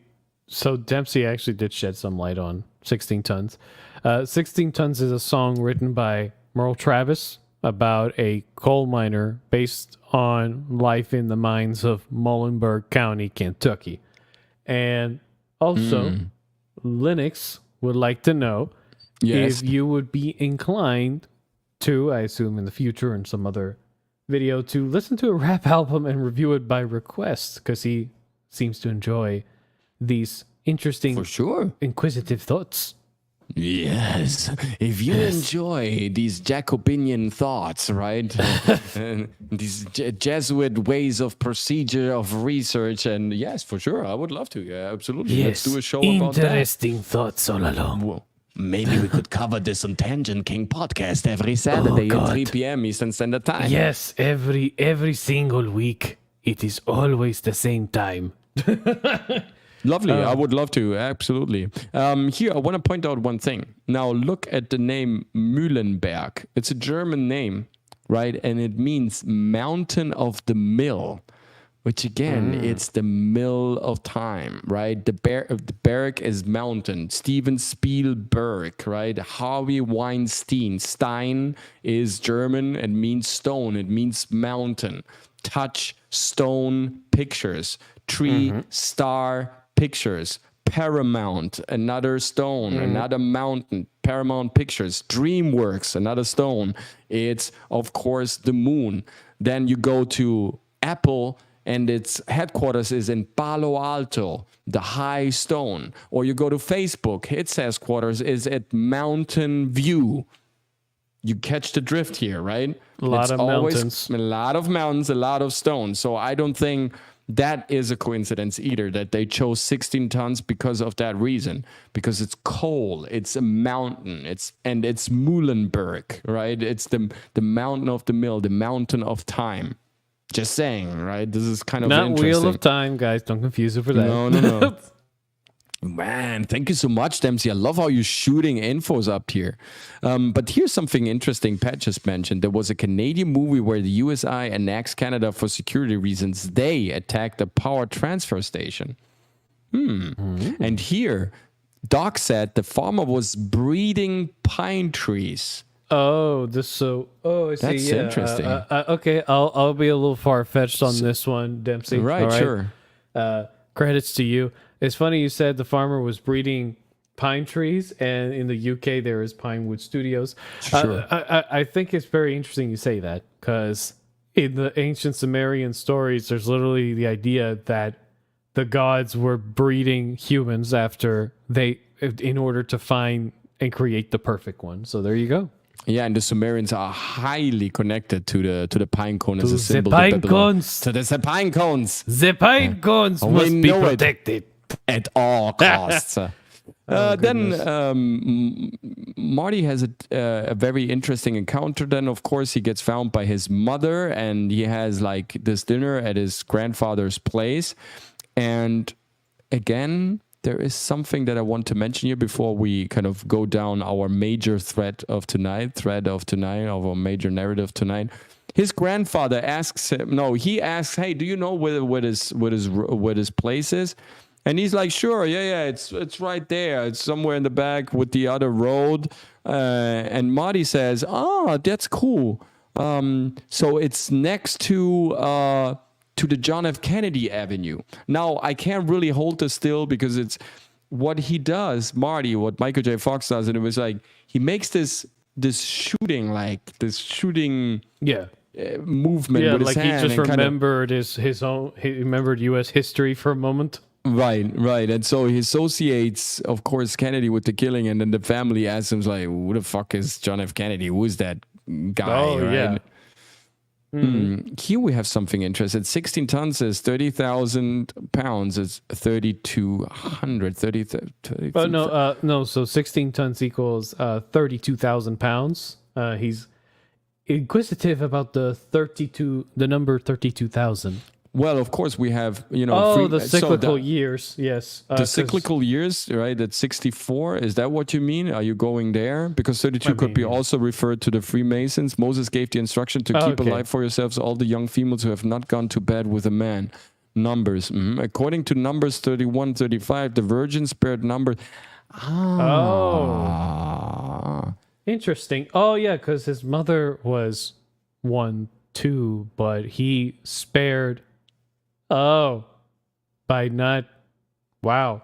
I love this direction. Damn, this is good. Yeah, this is really good stuff. I never thought of it like that, but okay. No, me neither. But yeah, definitely. There could be something. And then it could be... And you could do like a biblical link that,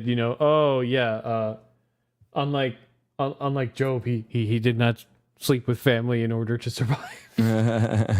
No, but definitely there is something interesting there. Here we have also a very cool Seamus, of course, Irish pronunciation, Martin Seamus McFly, right? So it's all Irish, right? We are all, Western civilization is basically Irish, right? We're gonna, right? Seamus, right? Irish pronouns Seamus is a Goidelic male given name of Hebrew origin. It's the other way around. Hebrew has it from Irish. Irish is way more ancient than Hebrew, right? We always link it to Hebrew because it's the Bible, but the actual Bible is out of Ireland, right? And Conor McDarry and others have done incredible work on that. And the original Bible is Irish language, it's Gaelic language. If you go to West Virginia, you will find the cone stones that are older than anything else, right? We also talked about Irish inscriptions in Albuquerque that have Hebrew connections, but Hebrew is just a copy. It's a younger copy of the Irish language. It's the other way around. It is the Irish equivalent of the name James. The name James is the English New Testament Byron. Interesting. For the Jacob, right? Absolutely, Jacob. Yeah. Very cool stuff, guys. I love you guys. You're really on fire here. It's good to know that we kind of inspired you to kind of think in these fields. Now, a couple of things here. Marty, after this dinner, goes to Doc Brown to meet him for the first time to warn him about the future. Doc Brown opens up the door and he looks like this, right? He has this huge hat on, right? He loves to kind of now. There's another thing that I just want to mention. He has this Band-Aid here. So there's this wound on his forehead. Now, remember in the frame before, Marty tells us that JFK was shot, right, with this movement. And now here we have this wound over, the right eyebrow of Doc Brown wearing this Aleister Crowley mind reader hat. So look up at the Aleister Crowley picture if you don't believe me, but this is almost an exact copy. It's absolutely crazy. This his famous hat. Yeah, here we go. Oh yeah, the mushroom head, the Mithraic, the Mithraic head, right? It's again occult symbolism. So the doctor wants to read your mind with this Mithraic hat that he has on. And you can, see it here. I have a picture of the good guy. Well, the good guy, that's sort of a stretch. But yeah, just to get an idea, right? This kind of resembles the head of Doc Brown a little bit, I feel. Actually, it's quite uncanny, actually. Right? One we have the Texaco star, right? Yeah, one made out of metal, though. So... Right. Just to give you the cross-examination here, just kind of switching back to the other picture here, because I don't think, again, that there is any coincidence involved with this movie whatsoever, right? You see, this is kind of the same thing. There's this occult magician that likes to read your thought, right? And it has this very interesting kind of feel and vibe that you get to it. Okay, then, he goes to the doc, he explains the whole situation. Of course, the doc kind of laughs about him. And then they see on the TV, he has his video camera in the car. So he kind of gets the video camera and he shows him on his TV. I don't know how they connected. Of course, that's a little bit of a stretch here, plot hole wise. There's something to say. But nonetheless, the doc sees on the TV through the video camera what he does in the future. So... maybe we're also pointing at remote viewing here. Maybe is this Project Stargate we're looking at? Are we looking the chronovisor that was built by the Vatican? There's another incredible story that maybe one day we will cover out of Italy, right? So to kind of look into the past and to kind of capture that into image. The same thing could be also done with the future, of course. Is this what he's trying to give us? I don't know. Just throwing this out there. The symbolism is quite remarkable, kind of meeting the guy with the Crowley hat and then seeing images from the future in the past through a television, so that the television somehow is also representative of an antenna that receives information from another realm, another ether, another place. So sort of in that way. And I do find it very interesting that Dempsey... please. Absolutely. I do find it very interesting that Dempsey said this. It's a quote from Doc Brown. It says, "It means that this damn thing doesn't work at all." I mean, that comment right there is basically saying doesn't believe in the bullshit. Doesn't subscribe to it in his opinion, and it makes sense. The character itself is a scientist who believes that he should be able to. If he is able to manipulate time, then, things like the supernatural have no precedence, because if you know how to rip open the fabric of time, then you're literally one step close to being a god, according to many scientists, right? Exactly, and this is also the reason why Crowley went into the Great Pyramid when it was still allowed to sleep there overnight.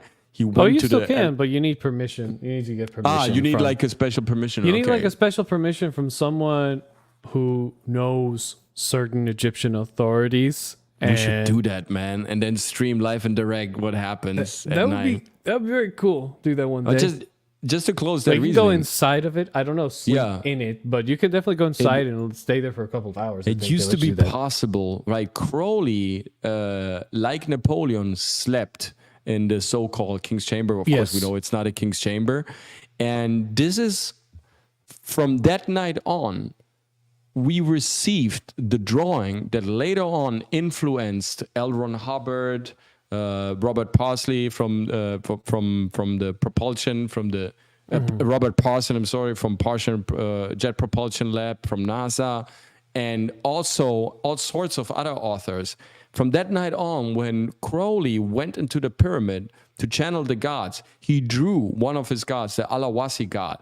And this is the picture of the grace. This is where we get our UFO, like the gray, like the alien picture from. It actually stems from Aleister Crowley, believe it or not. Yes, we have some stone carvings, we have some drawings and caverns that somehow, but this typical almond shape with the big eyes, that type of guy, alien, that's Crowley after he slept in the so-alleged King's Chamber and the Great Pyramid. And then it was distributed in the world. And then Martina Orsic with Helena Blavatsky in Munich rebrought that picture to life. And this is where the whole Nazi ideology and what we also covered, the Munich, the Munich connection and the occult connection of Blavatsky, the Ascended Master, Antarctica, the UFOs, Hanebus, the sorcerers. This is all Crowley's work. This all goes back to him. And so maybe I'm just getting that from this comment. Maybe Zemeckis was telling us, hey, these folks are not real. We're talking about the real stuff, right? The stuff that he's talking about doesn't work, right? But maybe something else works. It's very interesting because, I will just say this so I don't go on a tangent about Aleister Crowley. Please, you are the derailer. You are the tangent king. You should. No, it's too soon, and I'm like dying to stay awake. Caffeine is wearing off. I'm sorry. I'm trying to speed up processes. No, you're good. You're good. We can even give a part two. But I think Chad would want you to break it down, the last bits especially. But I do want to say this, right? So with Aleister Crowley, it's funny that people always mention that he goes inside the pyramid and sleeps in it, because that's a very ancient ritual, that was done in ancient Egypt and was mimicked, of course, in other places in special chambers of these very ancient pyramidal structures. But the idea behind it was that by you going into a deep trance sleep, surrounded by pure darkness, you would enter into like this sort of near-death state where you would come out of it after accepting who you truly are as something more, right? And, at the end of the movie, they both characters come out as something more, basically more responsible human beings, not too reckless about run around in time and trying to change it, more like become its protectors in a sort, I like that. It's interesting. Yeah, it is. It is very interesting. A couple of things. When we go to Hill Valley in the movie, right, we see both times very prominent certain symbolism also being displayed at the city entrance here. I hope you can see it as well. Yeah, okay. So in the future and in the past, when Marty is coming to Hill Valley, which again is a copy of Elm Street and where JFK was assassinated, he comes now, Ronald Reagan, we have another president, another Freemason, we have SX, the triple X kind of, hitting us again. That's very interesting. We have Ronald Reagan again, and here on the right, I want to show you something. I've seen this movie quite too often, I have to say. Yeah, I could tell. Right. Yeah. They're panning on the left. Of course, we have Texaco and the price war, always, right? That's always our, and they're storming out, right? We have the clock here in the back that is still working. And he's watching in a fascinating way how they clean everything, how everything is working out. He still can't believe it. We have speakers. We have the 16 tons, the Ballad of Dave Crockett 4, what is playing right now in the charts. Yes, all that stuff. Now, they are panning out, and they're panning to the right now, to Hill Valley. And what we see here... Can't clearly see it from this shot, can we? Oh no, we can't, because it's really hidden. No, what we see here is an agglomerate of different symbols that are kind of, whether it's the Rotary Club, it's the Lions Club, it's I think I have another still of that.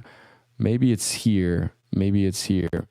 Yes. Okay, so that's very interesting. Of course, he comes back into Saturday, which is, of course, the day of the witch again, Saturday, Sekhmet, the Black Cat, November 5th, right? So that's the month of Scorpio, the month of darkness, and the day of the witch. So the month of darkness and the day of the witch combined. He sees the public telephone, which is a bell. It's also very interesting. And we can run this a little bit. And we see it also from the background here pretty easily. It kind of comes in. We see the Wurlitzer again. It's music, right? It's the tune that we see. And here we have Imperial Beer, right? Right next, urns, right? High praise. Interesting. It was written like it's an urn, like ashes get preserved in an urn, right? Ash. And now Marty sees his father sitting there, right? He doesn't recognize him, right? He calls him here. It's like, hey, what's up? And it's like, no. You can use the phone there. He makes a couple of, checks where someone like Doc Brown lives, of course, because he wants to contact him. All fair enough. Now, he then goes back after the call to his father, right? And his father gets bullied in a second. And now you can only see this here in the background shortly, but you see this all in the future. Here you have all these rotary, the car, right? The Target, line, an open car, yes, okay, all that stuff happening here. And here we have Biff is coming in, the bully, of course, with the red shirt and the blonde hair. And bada boom, here we have it, Hill Valley. So we have Lions Club, Rotary Club, real estates, right? It's these symbolisms of these clubs that we all see, that are super, super influential. These paramasonic associations are displayed always. Hill Valley is associated. So if Hill Valley is a copy of Elm Street, if that is... the road where, JFK was killed, and it's the exact copy. It says, look at the square. It's dominated by these paramasonic groups. We have Twin Pines Mall, and it's dominated by JCPenney's. We have the other Freemasons in the frames hanging up on the wall. So he's always giving us a lot of these groups, a lot of these, of fraternities, of these secretive associations and conventions that are happening behind the scene.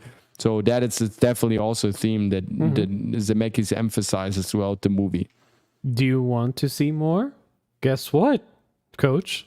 We should make a part 2 to this. Yes, I think we should. I think we should make a part 2 to this, just because I don't think we made it halfway through the movie, and there was already a lot of stuff packed into just 39 minutes. No, you're right.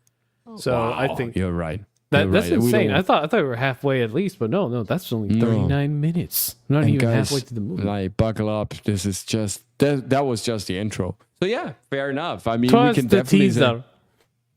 That was just a teaser. Now we're getting to the juicy stuff next Tuesday, 6 p.m. Eastern Standard Time. That was all marketing gag. You fuckers. Go away. Come back next Tuesday. Aha. Yes. Okay. I don't know. Let's read a couple of comments. Sure. Yeah, please send a link. Definitely send a link to the album. DM me definitely, and we will take a look. Maybe we do this this Saturday on Tangent King podcast. Let's see, or maybe on another occasion. We'll see. We always have an extra segment of like just tomfoolery after we cover main topics. Also, the reason why vampires sleep in coffin, it's never near death state and regeneration empowering. Yes. Yeah, the Templars had a ritual where literally the part of the initiation ritual was to sleep in an open grave from sunup, basically from sundown to sunrise the next day, and they would give them controlled substances, aka drugs, in order to put them in near death states while laying in these graves, and hence the belief of rising again from the dead got its origin, because the idea was that by going into a near death state in a controlled environment, where your body could still be there but your spirit didn't have to go that far away, then you would learn about your true nature, and hence when you returned, you became the new resurrected man, because now you rediscover who you truly are, which is the purpose of the resurrection. Yeah, which is of course by the Templar standards. But yes, absolutely, very well put, absolutely well explained. Which of course is also a reminiscence, like a mirroring ritual of older rituals, whether they were Egyptians, Babylonians, Persians, the Mithraic rituals of meeting underground in stone caverns and being, being in the phantom world, in the world beneath that, where no sunlight hits, going through the ritual of Mithra, taking the Amanita muscaria and also some other liquids, and going into the transcendental phase, and then actually kind of being resurrected, so getting back to sunlight. That's also called the Zeus ritual. So, gaining your godly power where no one can see you, where everything is hidden, surrounded by stone, and then coming back as a reborn, as a new entity, right? Where the spirit has been now uplifted. Also, this is Lazarus, of course. This is also Jesus Christ. It's the same thing, coming out of the stone cavern, coming out of the stone, coming out of the coffin. This is also one of the skull and bones rituals that we have for initiation at Yale University. So we see this, being repeated all over and mirrored by all these paramasonic groups. Yeah. I always forget how densely packed Back to the Future is. When I cast my mind back, it seems like quite a simple story, but there's actually a lot of detail in there. Yes, it is also a reason why we probably need to shoot a second episode about this, because first of all, I don't want to just go through this too quickly and rush, because believe me guys, where we're heading with this, I mean, you already get a sense of it, but it's the amount of evidence and the volume of little things that kind of add up to this picture is just absolutely mind-blowing. And I want to kind of enjoy this with you and kind of dissect everything. And like you guys are cooperating right now and kind of shooting all sorts of comments. So beautiful. I want to have the time also to read more of your stuff. And so therefore, yes, I think it's wise to say that we should do a second part where we kind of focus on the second part of the movie and disclose the full narrative of what my thesis is here. Yes, that's true. The pre-porter families, pater familias, fun stream. Thank you so much. Do it. All right. I thought it was from sun up to sundown. Hence, vampires doing that during the day in the testing light. It's there are different tales about different vampires. Not everybody seems to detest sunlight, but I think also the sunlight stands for the illumination, for purity, for the consequence of life. And of course, the vampire is more attracted by death, by the denigration of life and the conservation of that endless state of that twilight zone between life and death, right? So thank you so much. No, thank you all. Thank you guys. Thank you. I can send it. I can't save it unless you follow back or change to the default settings. I can add you with the link to the album if you would prefer that. No. Do you mean on Instagram? On X. Yeah, no, on X. Ah, on X. Oh no, yeah, I will follow you on X then. I will just go on X and then follow you, and then I can hit you up with a direct message, and then you can send me the link. Sounds good, Lizard? Let's do that. Absolutely. No, that's good. And I can wait for, kind of breaking that and decodifying that and seeing by deciphering what's left and what's interesting about that. And maybe we discover something new. Absolutely. Thank you. Thank you, Chad. You've been amazing today. You have been awesome. Oh, awesome. Really. This is, I really haven't expected this. I mean, this is really great. But then in the end, I should have expected, because you guys are not only savvy, you're in there, you are knowledgeable, you're smart, you're fast. And so therefore I should have expected the chat to be so cooperative and so on fire like it was today. Really fun.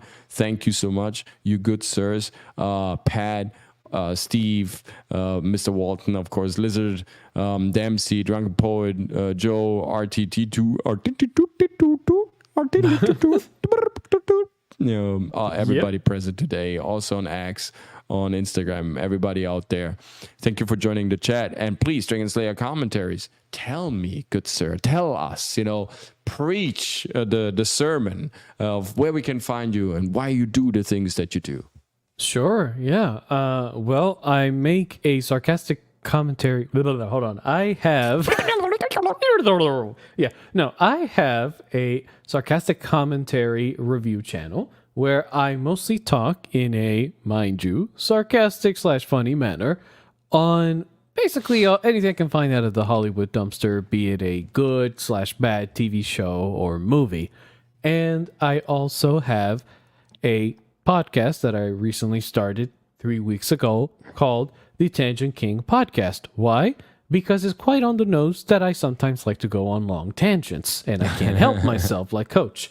So, hence the name. Sorry.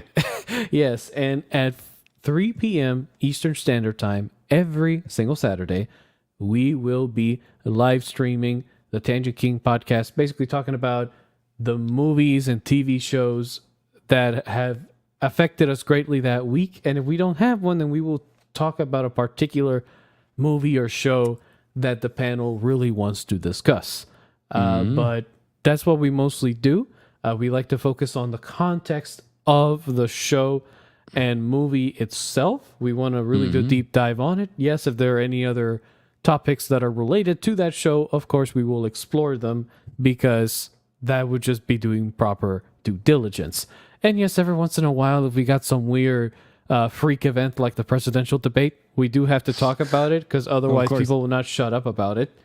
So we do talk about those weird, wild events every once in a while. But we mostly focus on the TV and movie show aspect of things. And that's what I mostly do. I stream it on Spotify and Amazon Music if you want to listen to it over there, if you want to. But yeah, the podcast is ready to go, and I do plan on making a regular review on the 1987 Arnold Predator movie. Give me some time, guys. I am trying to do this. Work and other things have been kind of crazy, so it does slow the process down.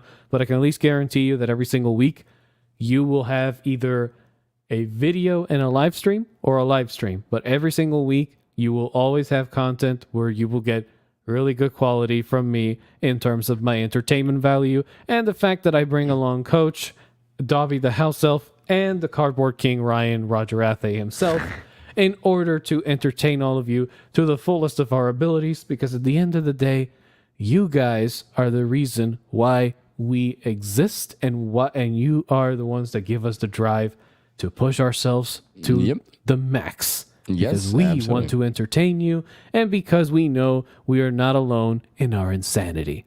And we truly believe that you are the best audience in the world, because you guys are fucking fun, amazing, hilarious, and authentic. And this is what we cherish so much. So hail to the chat, hail to Dragon Slayer commentaries, hail to Cardboard King Ryan Roger Athay, hail to the real creators, to everybody who pursues this to kind of give people something special. If you want to give something special in terms of creativity, of entertainment, of performances, if you want to step up your communication game, if you have a big negotiation coming up, if you want to step out of the constraints of modern communication and you really want to take control and full entitlement over your communication skills, then visit me at readytoperform.com.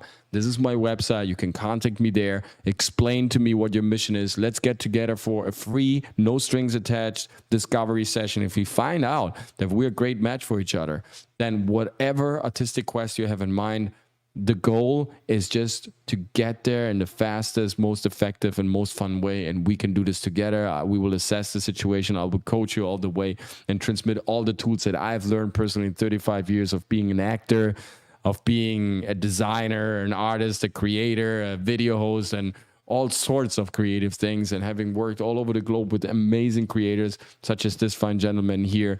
And so all this experience, you get it condensed and squashed in 10 sessions, a huge course that in 3 months will revolutionize your creative life. So definitely contact me under readytoperform.com if you have something amazing in mind, and let's just do it together because it's so much more fun. So thank you everyone for coming out again. You guys been amazing. Thank you so much, Dragon Slayer. Thank you so much, Ryan. See you next time, guys. That means it's gonna be 3 stages, and of course, next open class is Monday 6 p.m. But after that, we have again 3 stages in 1 week, where we're gonna have part 2 of Back to the Future. And was it written by Robert Zemeckis, a time traveler, or is Robert Zemeckis a time traveler that has then written Back to the Future? We will find out next week. More incredible, outrageous details will be revealed about this movie and incredible ramifications and how everything is somehow connected, like our girl, that girl Casey, always says.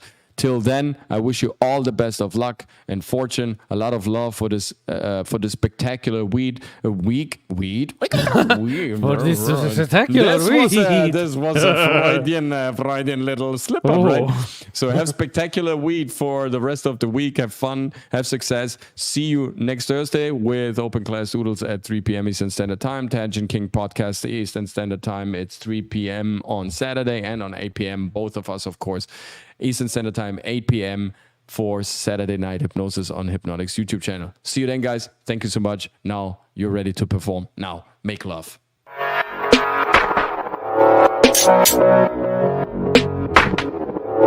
Thank you.